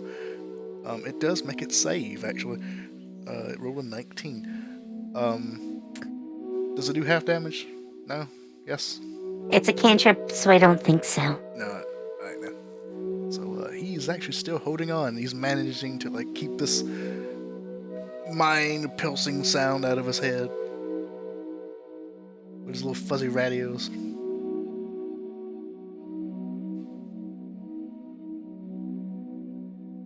Rude. Very rude. So rude. Since I don't really have anything I can do as a bonus action, I guess I'm going to move to flank this one.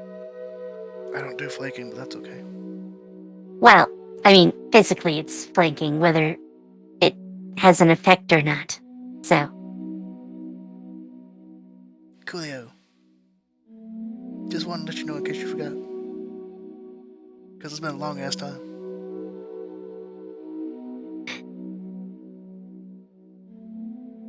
Alright, it is now the rats go. Alright, so this one's going to take its rapier and try to stab, Me. Yeah, you. Yeah, you. Gonna try and stab you. Alright, they actually... Okay. They actually have 2 attacks, so this is going to be 1 attack. That is a... Get out of here. That is a 15 to hit. Hit. Okay.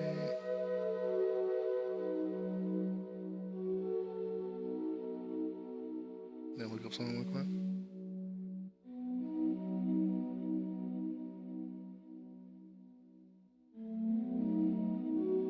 Oh no, it's loading. For 8 damage. He rolled high. Damage. Damage. As the rapier stabs into your body, going past your armor. That was his first attack. This is his second attack. With 2 quick thrusts. That is a natural 1. That's going to miss. That'll miss. As he stabs you with 1 hit, pulls back and goes in for another quick one, but you manage to deflect his blade, his little toothpick, with your actual blade, and you knock his rapier out of his hand and it lands on the ground next to you.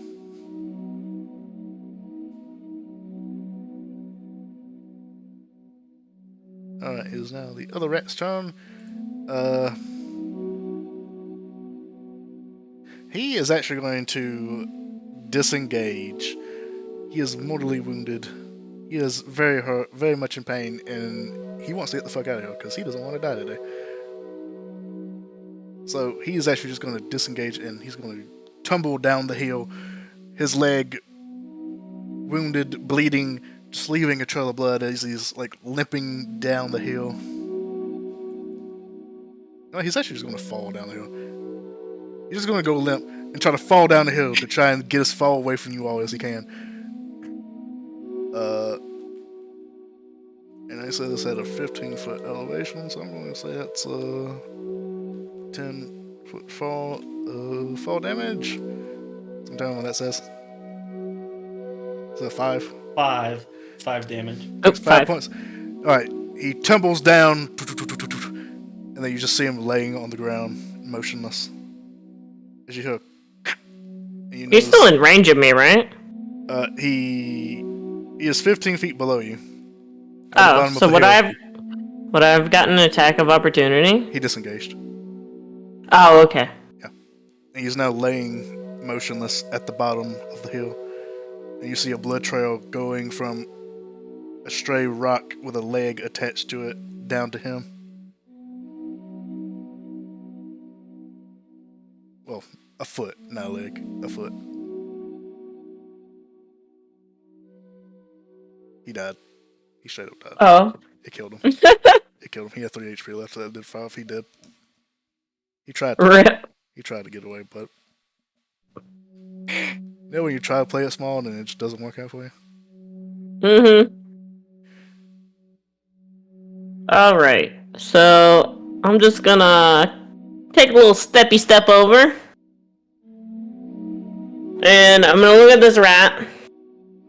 And can I want to do non-lethal damage to him to try and take him as a prisoner. Yeah, you can do that. So I will attack him and I will reckless with advantage. Nice. Is that another crit? Did you crit again? No, it's just a dirty 20. Oh, okay. I'm just saying like 2 20s of them. Just like, Jesus Christ. No. So 20 and a 14 for both. Alright, the 14 will miss. The 20 will manage to hit as you claw against his, like, thick leather armor, cutting past it, cutting into his flesh. Your other claw cutting into the armor, the thick leather, like, stopping your claws from piercing it. Okay. And that's 16 damage.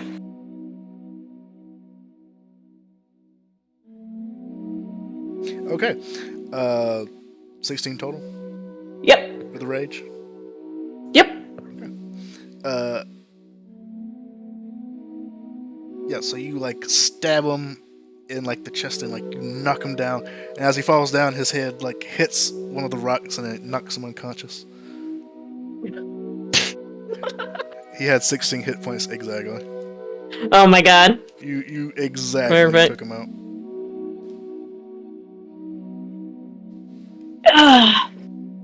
So we just brushing our hands together, still having our claws.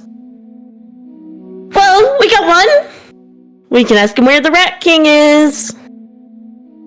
We might want to tie him up first. That too. Rope.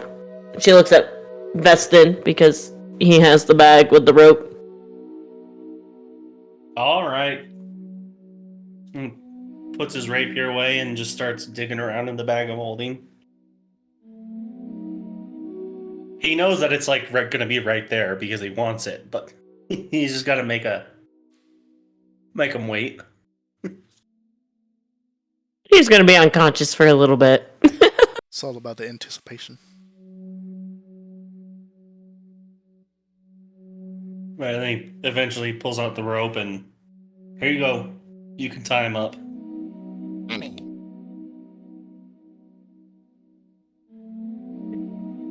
Alright, Money. Thank you for the biddies. Poor rat. I know. we'll tie him up and remove his armor and his little rapier. His rapier. Vestin looks, that's a toothpick. He's doing his best. For sure, we'll pick up one of the toothpicks and she'll test it to see what it's made out of. You give some like quick jabs in the air. It's made out of wood. It's toothpick. It looks like a rapier, but it's a toothpick. So it's a club. Could potentially be used as a club, but it's I mean, it's a pointed. piece of It would probably wood. break. It's a spear. Oh damn! I should should have made him. Oh damn! Why did I say rapier? I should have said spears and then be toothpicks. Damn, that would have been so much better.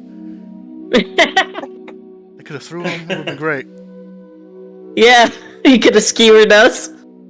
Damn. Next time. Next time.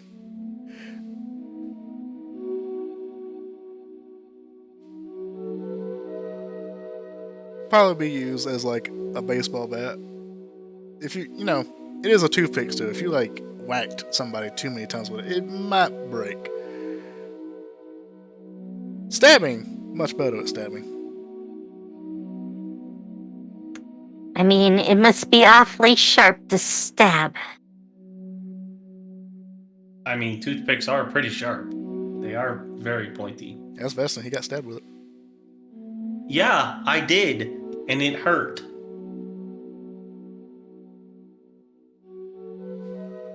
Bashar will take firm hold of the tip, the pointy part, and see if she can break it off. All right, give me a strength check. Uh,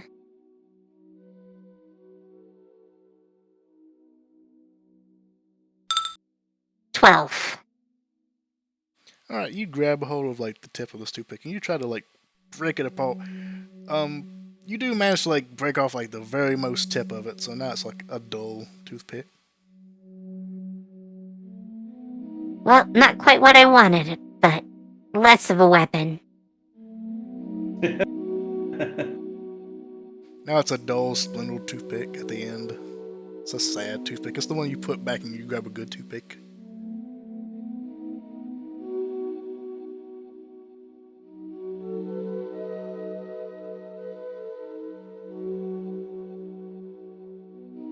She sticks it in the ground.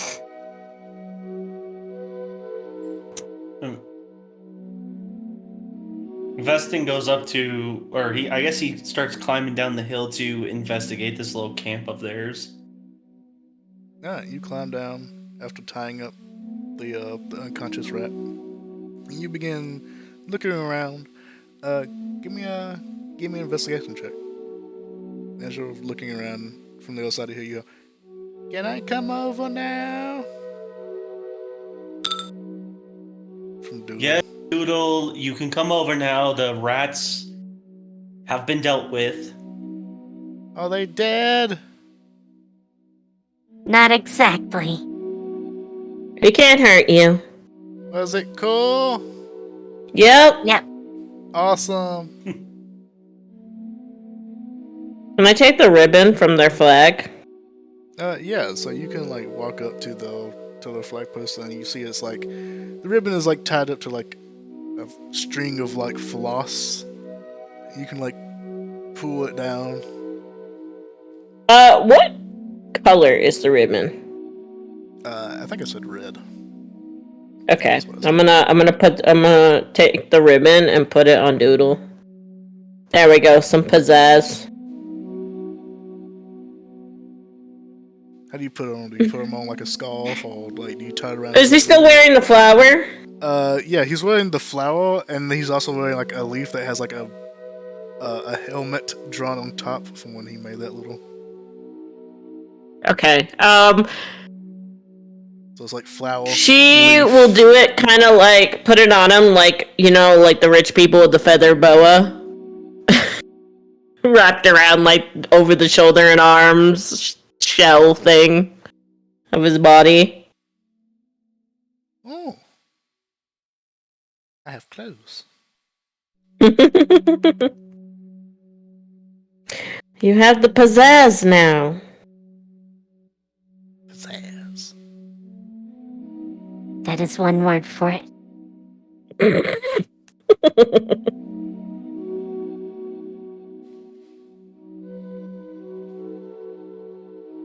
What did you get with your investigation check? 18. Okay.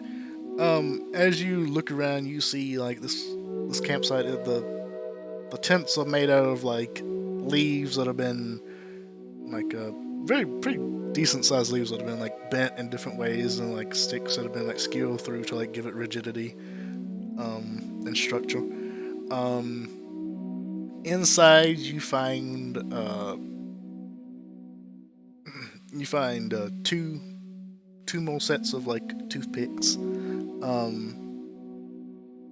You find two of these little medallions that Wiggs told you about earlier, and these two like little medallions are basically like little push pins that have like a little painted on rat face on it. And you find two sets of bags that have that are basically filled with like anything that could be considered monetary value. Lots of different like little shiny things, like pieces of glass are like very shiny, like little bits of not bottles, but little bits of metals that like shine I in the find light. trash, but You define trash as a rat's defined monetary value. But like very, very like shiny things. filled with shinies. They're all like backpacks, like backpack sized. Again, relative to your current size. Yes.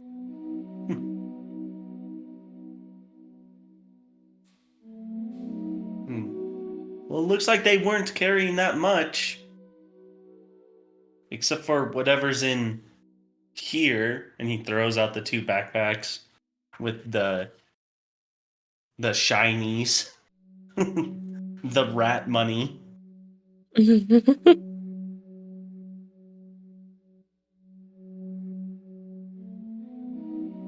You throw him out and Duda goes, "We're rich!" And runs down and begins scooping up all the different little shiny bits and like put him in like his little leaf lunch bag. Oh, is this currency? Everyone does shiny I guess. things. Well, maybe we should take it, and maybe we can use it for the Rat King. Once this guy's woken up. I'm thinking if these two guys were carrying it, it is probably not enough to bribe the Rat King. I don't know. This But is you part of never the know. tribute. It's what, Doodle?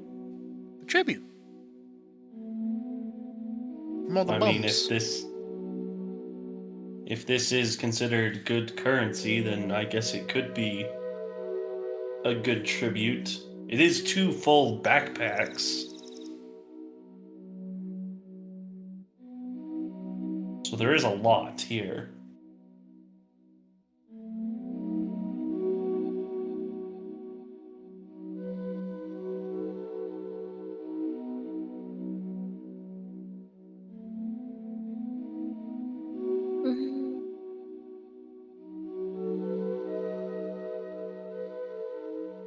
Well, I guess, are we making camp to wait for this rat to... Well, camp's already made, so... And we don't really need to make camp. It shouldn't take that long for him to wake up just a little. I mean, if only we had some smelling salts. Wait, are those in the bag? Was that in the thing? In the carriage? I ruffle I around don't in the believe- bag of holding for smelling I don't salts. believe that was on the list. Excellent question. I do not believe smelling salts was salt. Like regular salt was, but smelling salts no.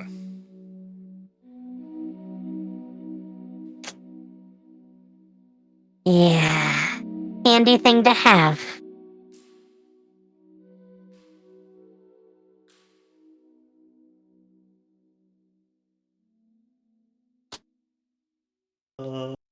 Yeah, no. Alright, so There's not. big rip, big sad, no smells. Only salts.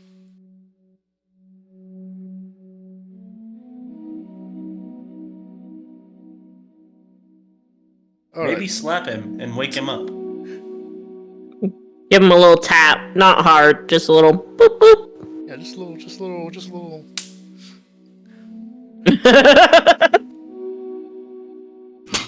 All right, Smack him into next Tuesday. No. Whack! Brain Oh, That damage. rat with a bat. Whack! No! Amazing. All right, so you smack him around a few times, and eventually you kind of hear like the little grunts and squeaks of the rat waking up. Oh, coming to. The back of his head is like bruised and black and like purple from like where you landed on the rock.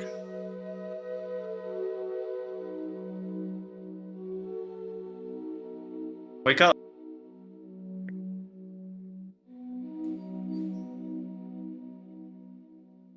Squeak. Do we have... Oh,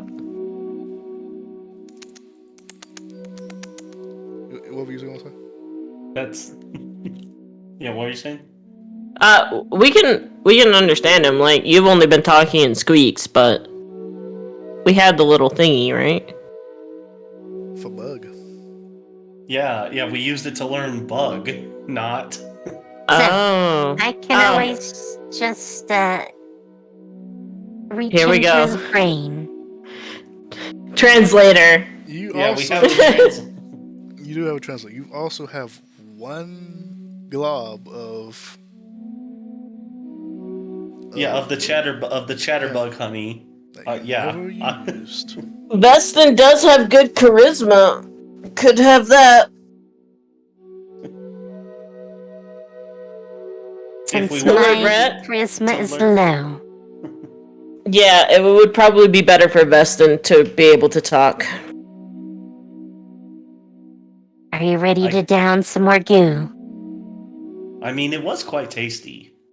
It was sweet, So- a little musky. I guess I'm learning how to speak rat now. I'll notate that down. You could become the new Rat King! Can speak rat. Want to be the Rat King. I think it would be perfect. Languages. Rat. Yeah. Bug, comma. Alright, rat. so you eat this like sweet, smelly glob of chatterbug honey. And all of a sudden these squeaks that the rat is making begin to make sense to you. What's it saying? Oh my fucking head. Yes, quite sorry about that.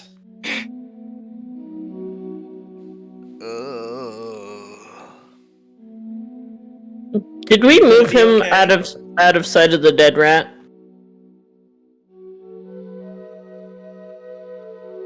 Didn't we take him back to the camp? We might Okay. have to remove the dead rat. As long as the corpse was out of sight. Yeah, so the coast was originally at the bottom of the hill, and this one is still at the top of the hill, so unless you changed up that situation at all. Yeah. if he- bring him if he- down to the bottom if he- of the hill. No, I left him, but as long as the corpse is out of sight, so we can pretend that we didn't kill his friend. Yeah, like he would currently be like laying down right now unless you sat him up, so he wouldn't Okay. really have a good line of sight. Okay. Just I mean, wanted we to really double check didn't- on that. Okay. We really didn't kill his friend. His friend tripped and fell. That is true. Totally true. But he might not believe that. No, for real, it was the fall that killed him. See, it was his foot.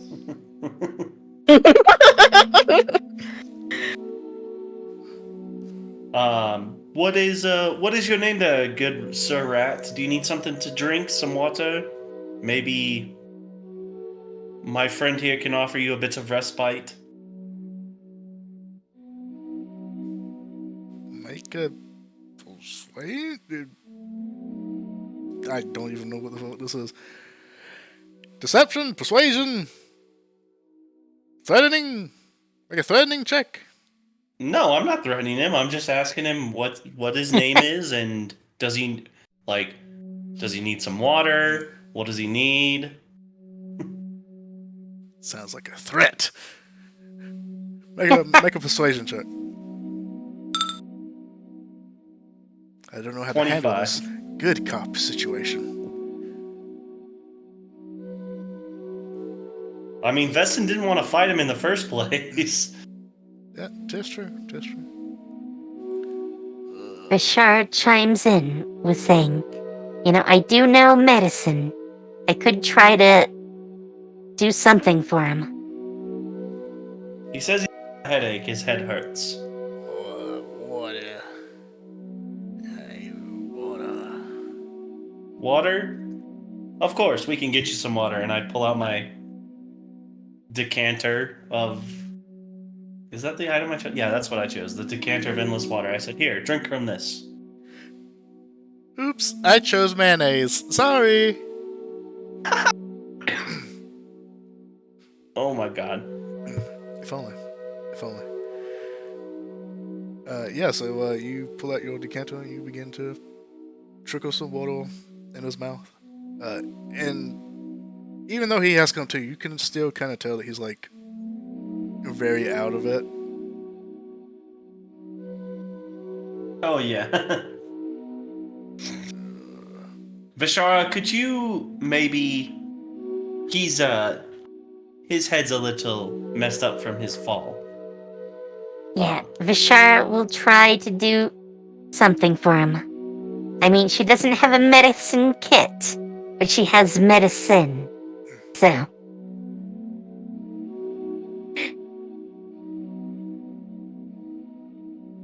So you walk up, and what are you trying to do? Trying to do something to, well, I hate to call it heal, but make him more coherent. Heal a concussion? I guess. Bring down the swelling. That too. Alright, make a medicine check. Unless you have a spell in mind. No, I wasn't gonna waste a spell on him. Damn! Poor Ret. A 10. Not even worth the spell. Alright, so you move over, and as you do, he kind of looks up to you, goes, squeak, squeak, squeak. But Vestin, you hear, Mother, is that you? Veston laughs. No, that is not your mother. That is my friend. Oh, Mother, I'm sorry. I never meant to do it. I never meant to go off to Rat College and leave you behind. And you begin to tend to his head, and it's very swollen. So you wipe it clean of the blood and gunk and mud that's on it, and put some warmth to it to help keep the swelling down. I guess can I pour some water onto a cloth and then use prestidigitation to make it cold and put it on his head to help with the swelling? Yeah, you can do that. I don't know what helps with swelling, if it is cold or hot. I just said one. And hoped I was right. Well, cold helps swelling, reduce swelling. Yes. What do you do first? Do you do the hot first, or do you do the cold first? Which one is it? Is it cold then hot, or hot then cold? I don't know. Cold makes things retract. And heat makes things loosen up. So.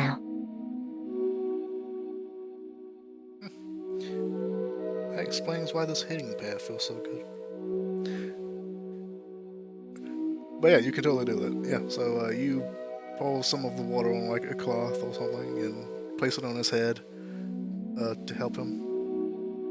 And he does seem to be stable and is kind of coming into where he's at, but he's still very much out of it. We might need to leave him for a little bit to rest up. But someone should keep an eye on him. He's not complaining, but he's lamenting about leaving his mother to go to rat college. Veston says with a roll of his eyes. Can we give him like a little nudge, a little bit of healing? She just looks over at Vishara. I mean, if you want to run the risk of me not being able to heal you later, who knows what will happen? I swear, Mother, if I could do it again, I would. I wouldn't have gone out with the Rat King's army. I wouldn't have. Okay, calm down. Yeah. I mean, that part is more useful at least. Vishara, please. I think we'll be fine. I would have stayed home in the hamlet. Oh my god. Veston wants to Vishara get will some rope and cast Cure Wounds.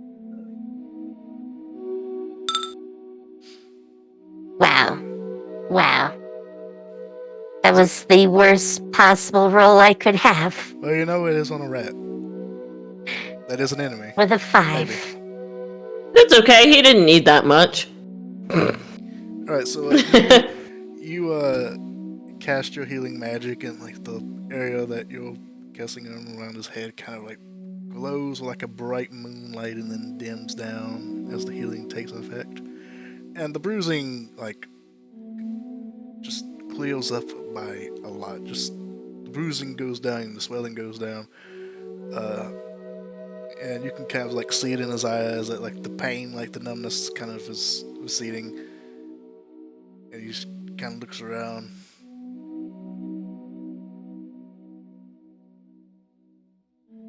You're not my mother. No, I said she wasn't your mother. Harlot! Charlatan! Are you calling your mother a harlot and a charlatan? No, I would never say that about my mother. She's an angel. I'm sure your mother is actually a rat, not an angel, but... A rat angel? There could be rat angels, I'm not sure. I do not know rat society.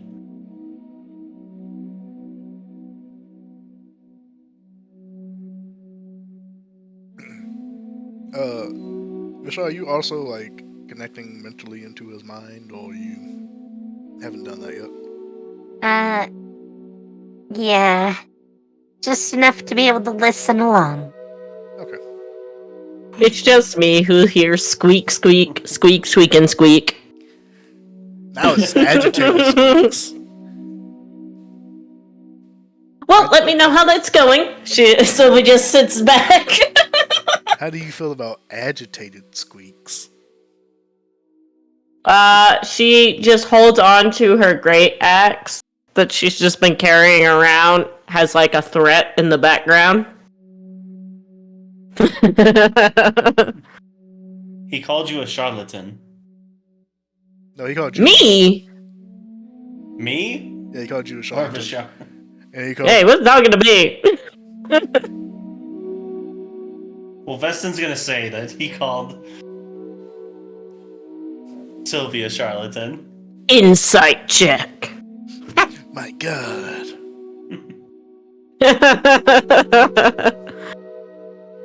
I mean, that's fine. I'll make a deception check on it. Oh, fuck, I believe you. He what? I will cut his tail off. You better watch your words, or my sister here will cut your I tail just had to off. heal him. Oh, please, off my healing. No, why?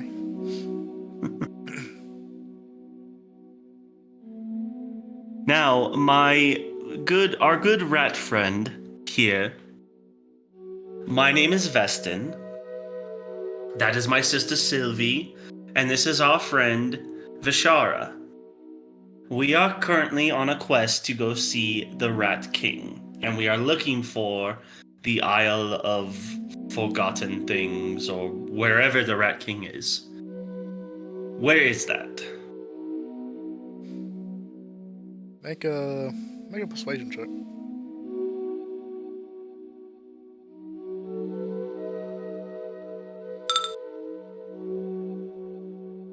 19.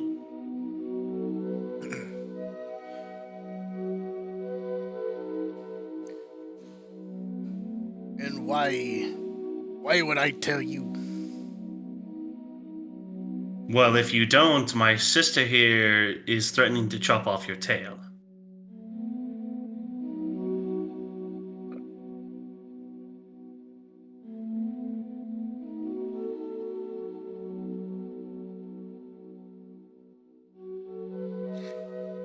It would be a worthy cause.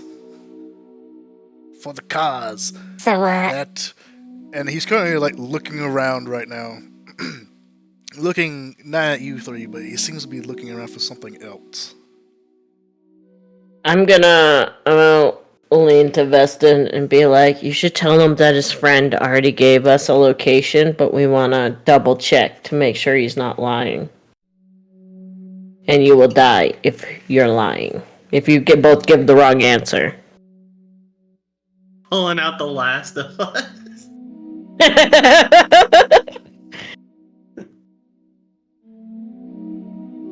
Well, my good rat friend, you say you will die for a worthy cause. I mean, your friend has already given us the location of the Rat King, and we are just wanting to confirm.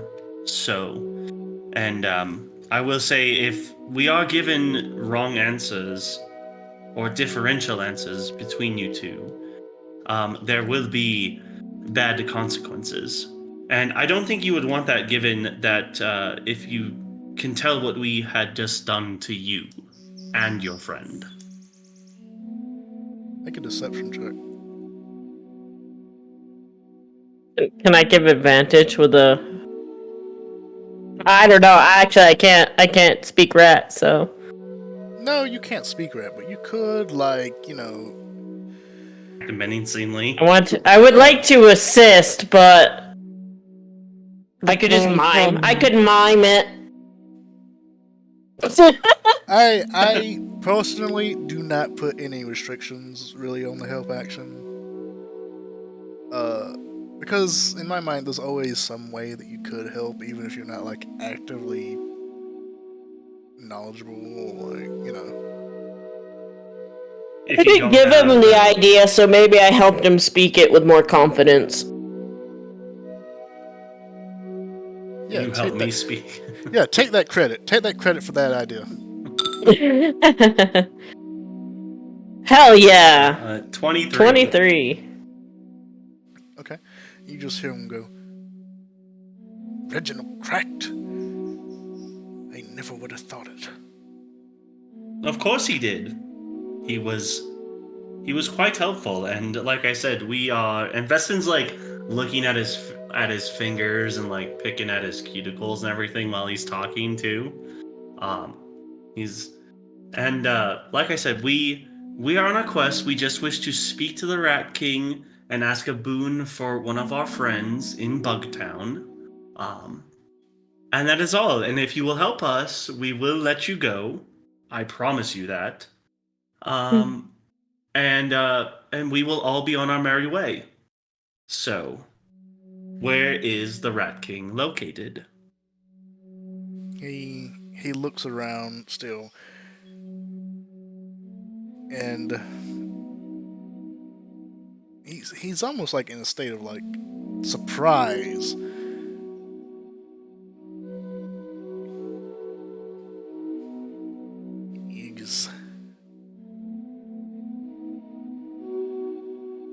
He's in a heavily fortified castle in the middle of lost things. And where is the Isle of Lost Things, please? Which direction is it? He looks to you and he goes, if I told you, you gotta promise me one thing. Rat's What's honor. that? Well, I'm not a rat, but I am a squire, so I do know what honor is. I don't know what a squire is, so that's okay. You have a king, but you don't... Oh, I can't.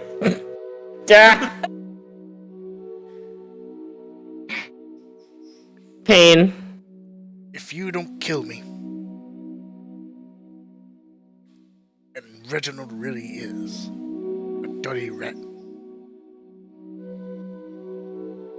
he'll turn on me too. Like that. Reginald or the Rat King? Reginald. The Rat King too. Mm-hmm. If I tells you, you gotta protect my mother. You reminded me, and he kind of like looks, because he can't point, he kind of looks over to Vishara. She reminded me what's important. She reminded me of my mother. Alright, we can attempt that. Bashara is mildly offended. No, You look like a rat. you gotta promise. Hey, are you following me? As I promise on my knight's honor that we will protect your mother. Thank you for following to the flock. Make a persuasion check.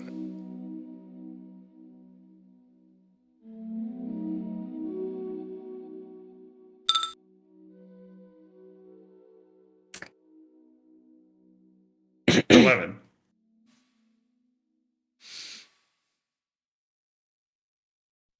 He kind of motions he kind of shakes his head. No. Not on your knight's honor. I need it from you. From you. From me. From you. My knight's honor is from me. No, that's from somebody else. That's like my honor to the king, which I have none as of right now. Bashara, in common, says, you know, we could just tell him we'll let him go, and he can protect his own mom. In fact, we should let him go home.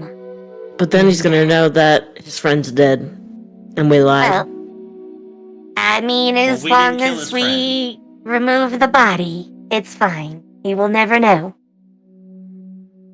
Right, we knock him back out, and then we remove the body and hide it and tell him we let his friend go first, and now he can go. Well, We let his friend go. we just untie him and leave him here. And then he can return home. But he'll find the body, and then try and race Not us if back we home. burn it. Not if we burn it. Wouldn't that smell? I mean, he'll I be think it would. unconscious during that, so. Okay. Okay. Investon turns back and he goes, "How about this? What's your name, sir? Sir Rat? I hate to keep calling you Sir Rat." No, it's fine. Really. It's actually very polite. I've never known such politeness. Except for my mother. She was an angel. My name is What? Franklin. Franklin. It's a pleasure, Franklin. I will do all I can to protect your mother, but I suggest this in the first place. After you give us the information that we want, we will let you go so you can run back to your mother and protect her. Okay? I can't do that. I can't. Once I tell you, I can't step foot in there again. Yes, you can. Why I can't can't. you? They'll know. They'll know. How will they know? How? Niches get stitches. They'll. The king, he has a way of knowing who's a rat and who's not. And if I rat out the Rat King, he'll know that I'm a rat. Well, remember. I mean, you are a rat, so Exactly. I mean, but I understand what you mean in the metaphorical sense of things. Bashara says to Hey, are you Veston. following me? remember, we will be keeping the Rat King busy for a bit. Thanks So, for following to the he flock. can, get in, get his mom, return, or go wherever. Easy peasy. Yes. Yes, we will be keeping the Rat King busy. Like I said, we have audience with him. And you can sneak in and get your mother and then leave. And then we will watch your backs on the way out. And you can go live wherever you need to live, away from the Rat King. Persuasion check. Oh, not that one, sorry. I will give you guidance, by the way. Then I'm using that.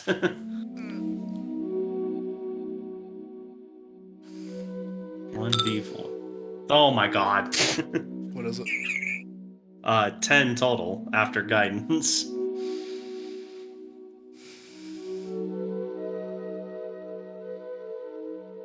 I can see there's no convincing you.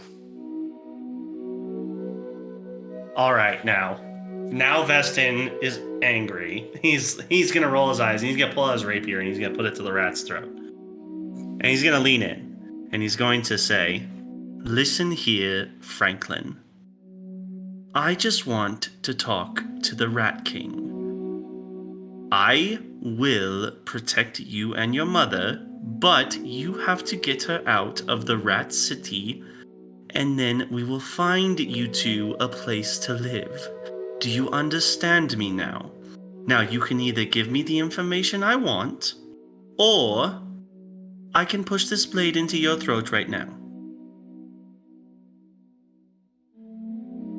What will it be?" Seeing that, Sylvie's gonna assist with that intimidation. She's like, "Oh, we're getting weapons out now." Oh, yay, fun. Brings the great axe. If it's coming down to another roll, she will cast guidance again. Alright, make intimidation with advantage and guidance. Double ones, well, one guidance, here we go. Intimidation, not disadvantage, advantage. With a 21.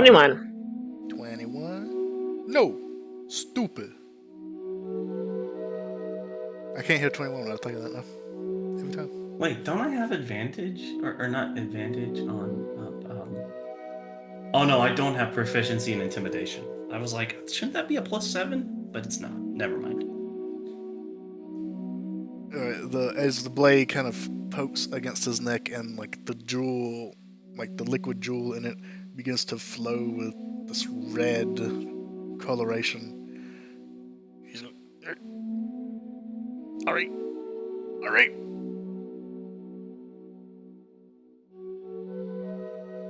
For my mother. Yes, for your mother. Vestin says with this really, like, stoic, like, brow furrow, like, come on, give me what I want.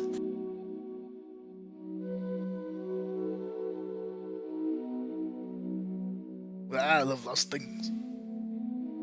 That's where all lost things go. You just gotta get lost. Or lose something and follow it. How do you follow something you've... Oh, I can't. Yeah. How do you follow something that is lost? I don't know, that's why we never do that one. So we just have I to mean- wander until we find the city of lost things? Yeah, you gotta become a lost thing. Well, I will say we are most definitely lost in more ways than one. So, thank You should you. already be there. Sylvie, bash him over the head.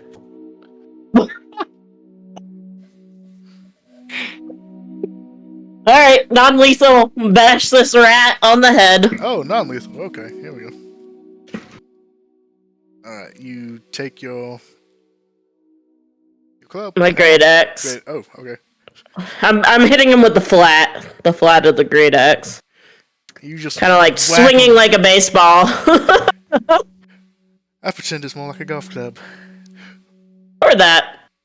He is laying down. Oh god. Oof. Four! Whack! You just hear a loud boom from the metal. A little bit of a crack. While you guys do that, I'm gonna have some brain Bashard's damage. gonna walk off and go to burn a corpse. Do you think he's gonna be able to get his mother? He might wake up with some memory problems. Little motor issues. Vestin, just like as this is happening, he's like, I'm as much honor as I have and would love to honor his request.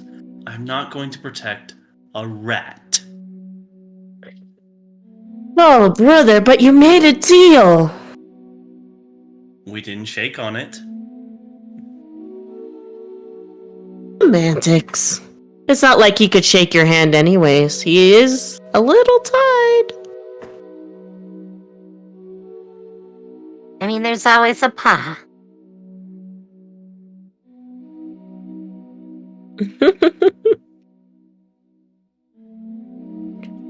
All Alright.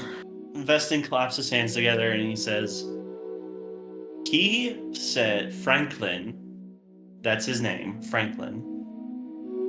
And it was Reginald was the other rat's name? Yeah. And Franklin says that in order to get to the Isle of Lost Things, you must either lose something and follow it, which I don't know how that will work out, or you just have to be lost.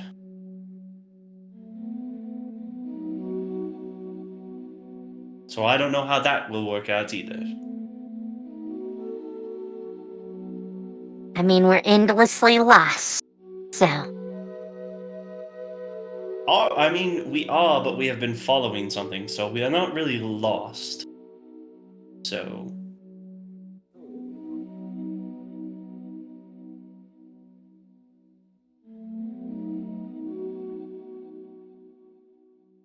I don't know. I think we just need to start wandering around and we'll find it. We'll find something. yes, eventually we will definitely find something.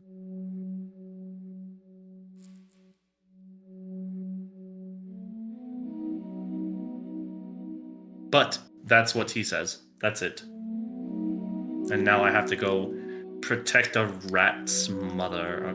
Vestin rolls his eyes.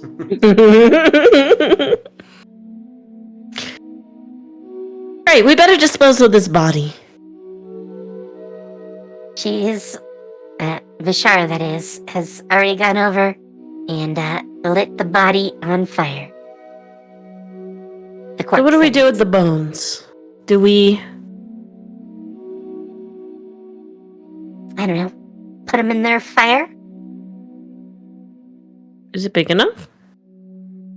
I mean, it's only I don't know. bones and some, Actually, she'll take the body over to their campfire and light it there.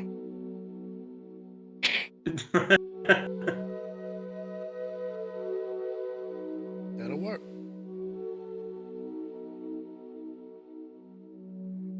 Then we just have to make sure the bones go underneath.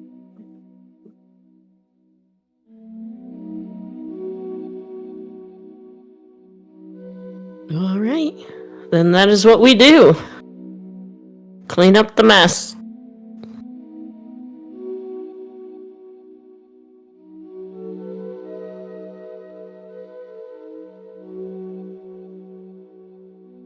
Alright, so you begin to clean up the scene.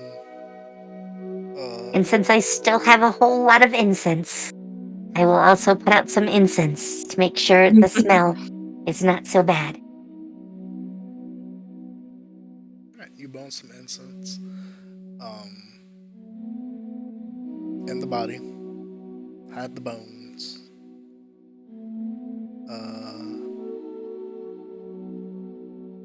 What do you do with Franklin? Just leave him at the top of the hill? I think we just untie him. And, Yeah. That's basically it. Yeah. Yeah, just leave him there. You untie him, leave his body sleeping body at the top of the hill.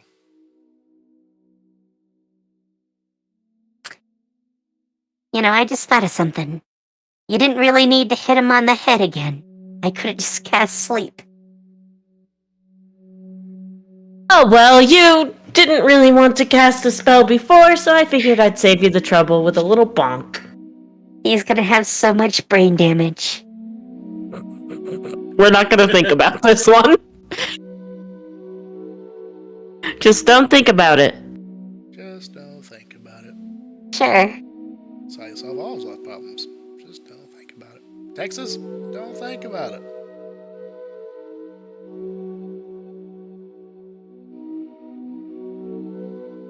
Alright. So you pack everything up. Is there anything that you would like to do? Anything else you would like to do at the camp?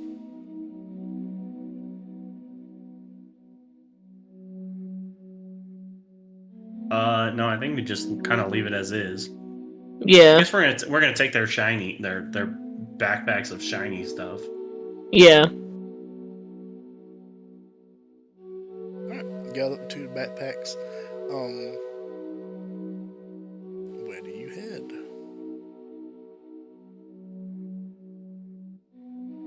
Veston leads, and he. We're wandering. We need to become lost, as he said.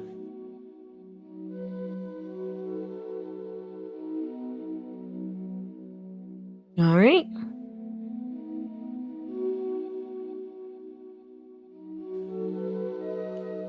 Alright, you all head out to become lost.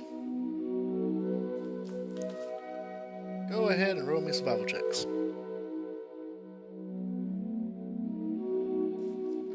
We, on purpose, went low rolls. Who knows?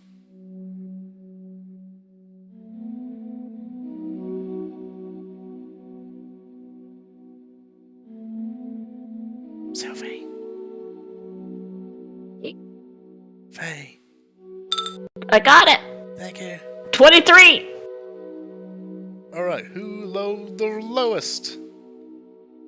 Veston. Me with 12. The one who wants to get lost the most! Alright, so you all begin trying to get lost. As you do so, just the innate nature of this task is bizarre. And Sylvie and Vishara, you two are normally the most keen at not getting lost with your natural abilities of just heightened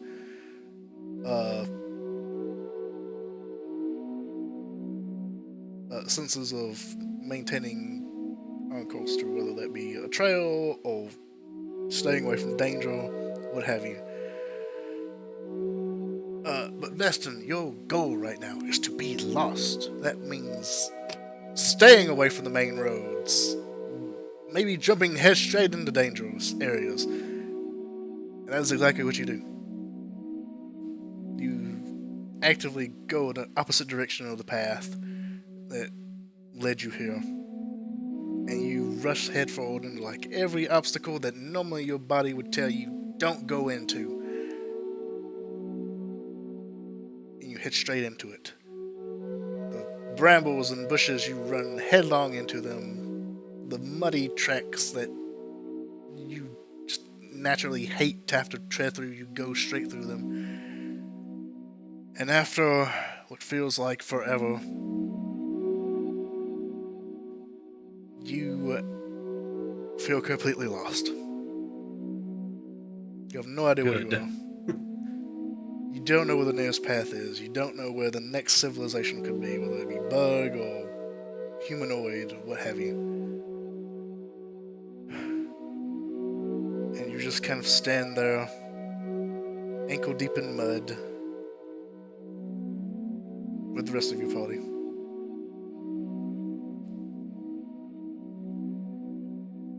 And just kind of watch and wait and look for any kind of sign of lost junk. And then, as you wait,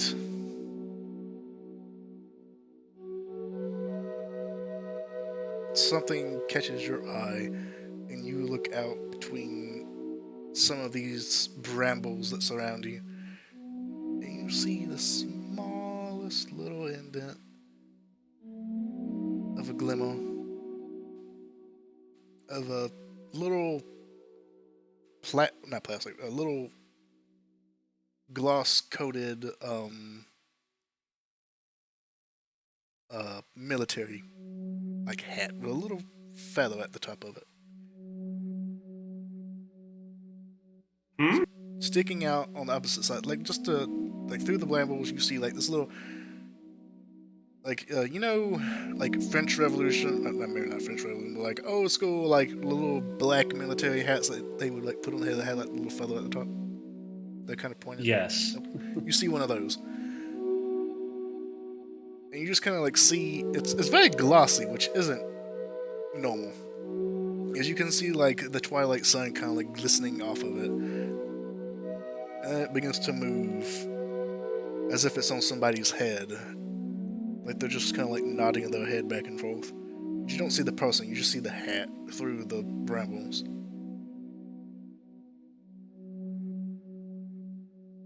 Is that it? I think that's it. I don't know. I'm lost.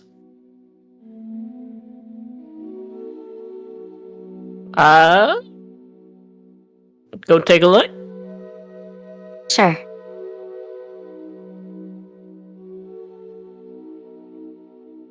Alright, you all approach these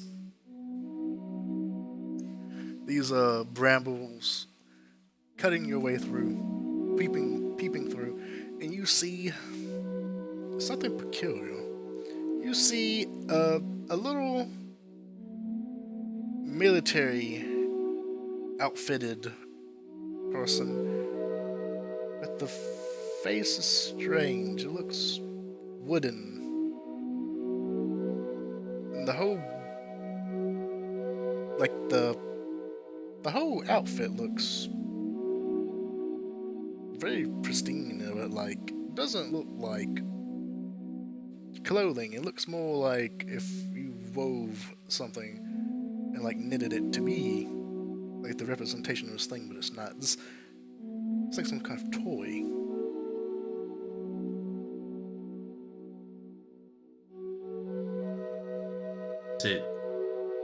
Is it like on a train? Is it like on a? Is like the hat on something and like a toy that's moving? No, it's like this little marionette that is your size that's sitting on a stump, nodding its head. And as you all kind of pile through this bramble, it turns its head to you and seems to take notice of you. Hello. Vestin gives it a wave. It quickly stands up and kind of goes to take like some sort of defensive stance, and you see it put its hand over to like a little wooden sword that it has to its side and pulls it out. And it holds up its hand as if to say stop.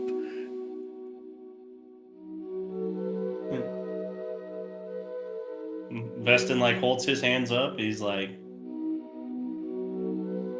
"Do you have a name?"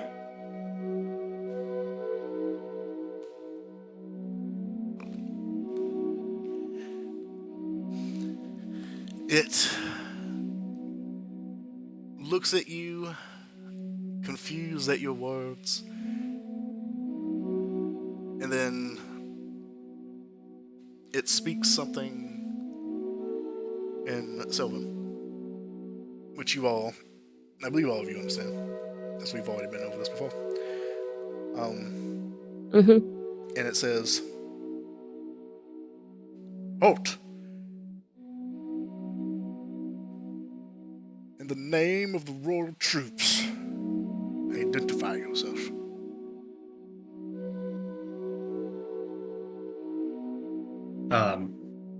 Vestin responds, "My name is Vestin, This is my sister Sylvie and our friend Vishara.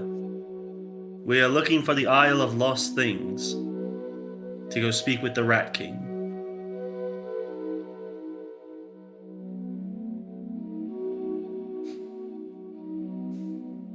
What business have you with the Rat King? We are looking to speak with him in regards to beg a boon for a friend of ours in Bugtown.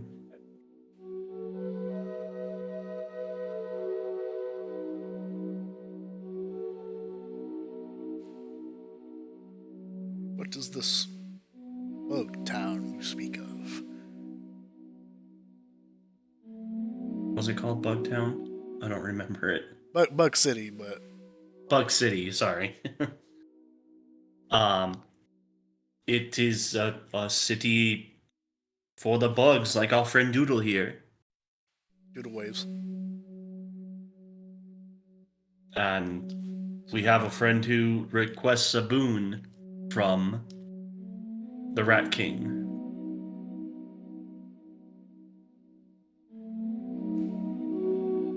And your request will be on deaf ears. Rat King does not give boons,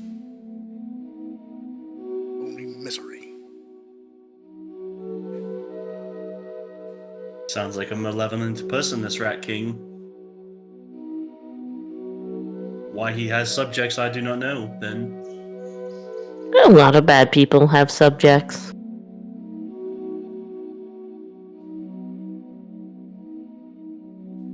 Woman speaks true. And if you are companions of the Rat King, be it for folly or not, I will cut you down. If we're companions of the Rat King? Is that what he said? Yeah. I don't. No. Well, we're I don't not understand. companions of the Rat King. Yes, we are not. We have not even met the Rat King. Persuasion check. From me or Sully? Either or. Both. Why not? Okay. 20! Oh my god. 20! Can't be Very companions funny. with someone you've never met. His wooden face kind of squints and is like, good. And he sheaths his wooden sword. Then I have questions for you as well. Well, we Ask might have away. answers.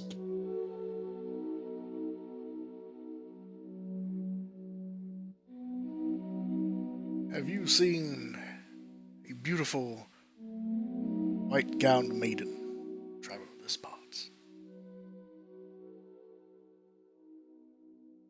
Can't say No. we have. Nope.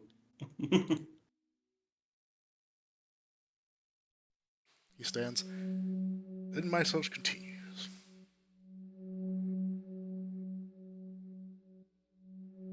I wish you goodwill on your Wait, why are you trying to find this white maiden?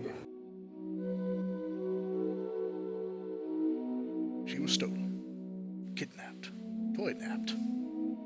By who? Vishara has a sudden sinking feeling. Hmm? I have reason to believe she was kidnapped by the Rat King. Oh, there we go. There it is. Then it is safe to say we have common foes then? If he is your foe, then you are allied to me. Well, he's not really our foe, but he's not a friend. He's Like my sister said, we haven't even met him before. We were just trying to get a boon for someone else. But who is this white maiden of yours? Is she some sort of princess or queen or? No, she was to be my wife. Your wife?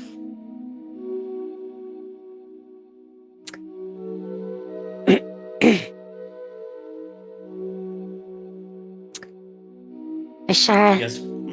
sends thoughts to Sylvie and says, "Remember how I was talking about that weird set of dreams last night? Yes. So, one of them involved two dolls. One dressed like a military officer, and one dressed like a ballerina. And the ballerina was taken away. Does this feel sort of familiar?" Oh, so you can see the future? Never before.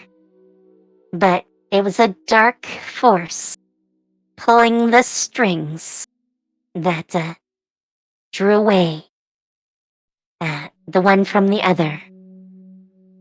So we should help them.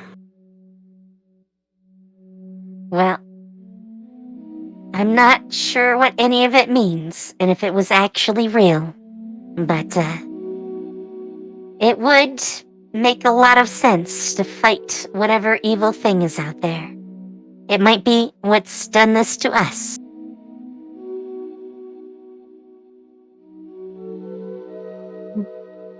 Well, we can only hope. Might as well. We don't have anything to lose.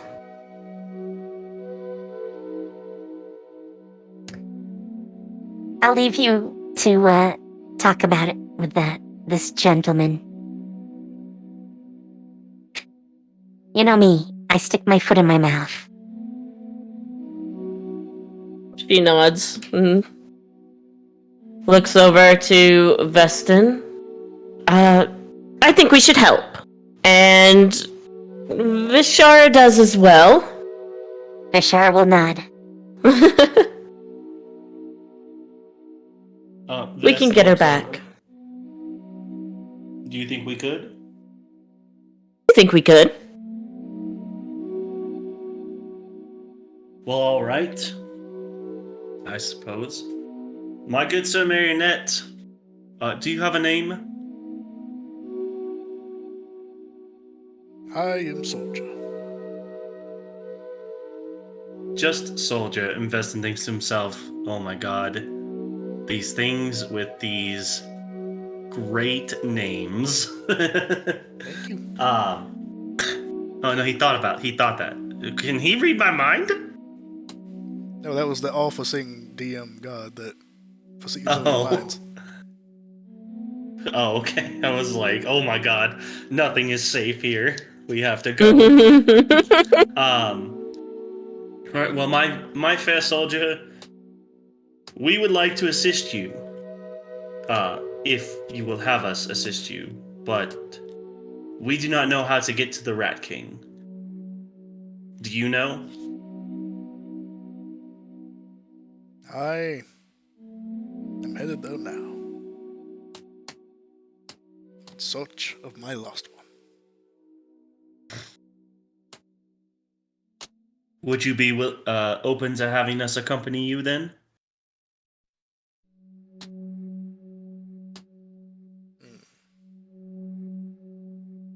Companions For we could do not prove- know the way. I see. Companions could prove useful,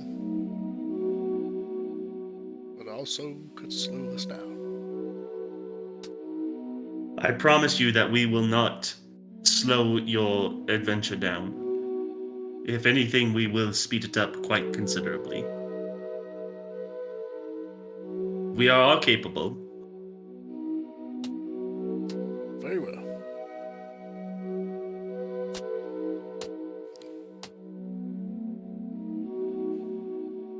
Make a persuasion check.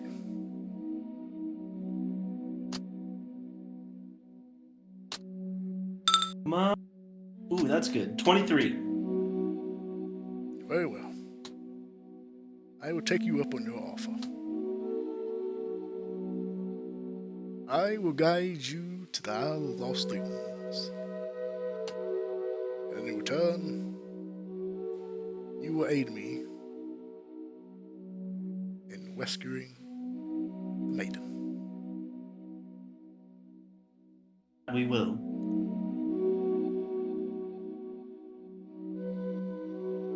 He quickly turns around. Then no time to waste. And begins marching. And does his best march behind. Because he's not a trained marcher.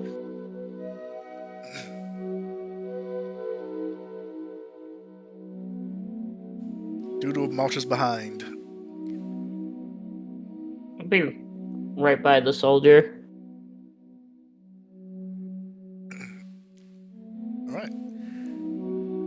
So you all follow the soldier? Yeah. Yes, sir.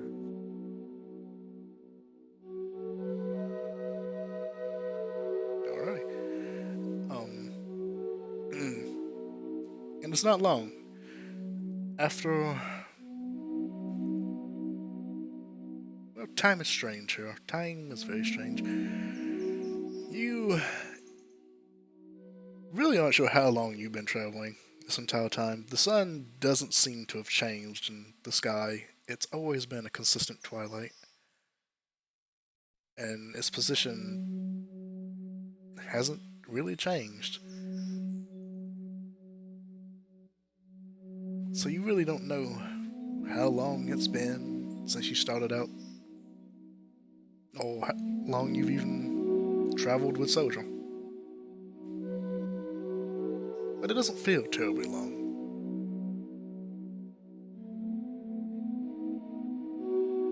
And as you're following Soldier as he marches along, he takes his little wooden sword out and cuts through a piece of fabric that is draped over some branches. And as the fabric lands on the ground, you see a sea of lost junk. Just a sea of junk that just covers the horizon.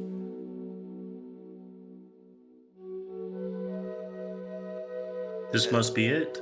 And in the middle of the sea of junk, you see what looks like a little island floating on a wheel of this giant castle built out of discarded junk of bottles and cans and all different kinds of just viscera just thrown out, with a whole little city that sits up under it. And the soldier points with his sword. I bring you the Isle of Lost Things.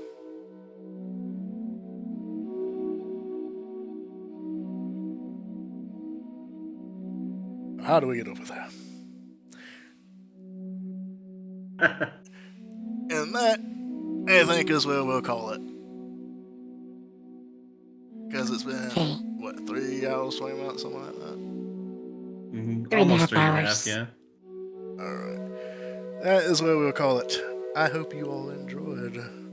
Next time, we'll finally be at the Island of Lost Things. If we can figure out how to get across the water. How will we get across all of this junk? Well, time to teleport. Poof. How far is the water, I should say?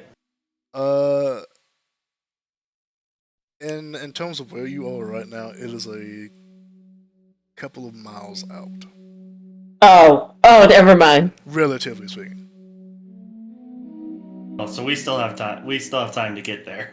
Yeah. It's like looking out over a sea, and like in the middle of the sea, you see this little island of a city that's built out of like trash.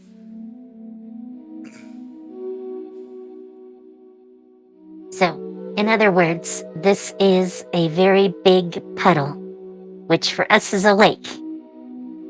And there's trash in the middle of it. And the trash is water. Sounds like it. Or the water's trash. Something like that. You know, how small are these rats if, like, a puddle is a lake and we're, like, super fucking tiny? I would Because say, rats are pretty big. I would say it's more like a pond size. If you were Okay. sized up, it would be more akin to a pond. Only it's not water, it's a whole mass of like it's kind of more like a hill made out of junk. Okay. But tell you sea of junk just sounds better than hill of junk.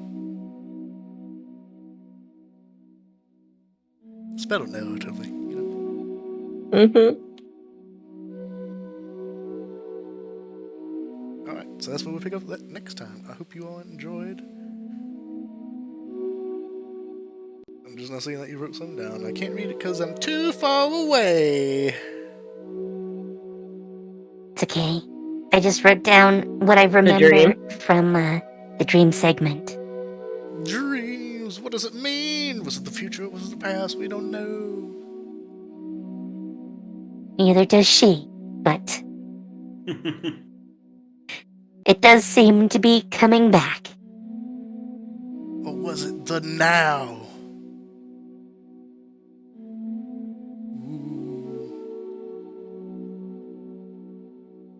Ooh. So. And I don't remember it all. So, And I like, don't remember a thing.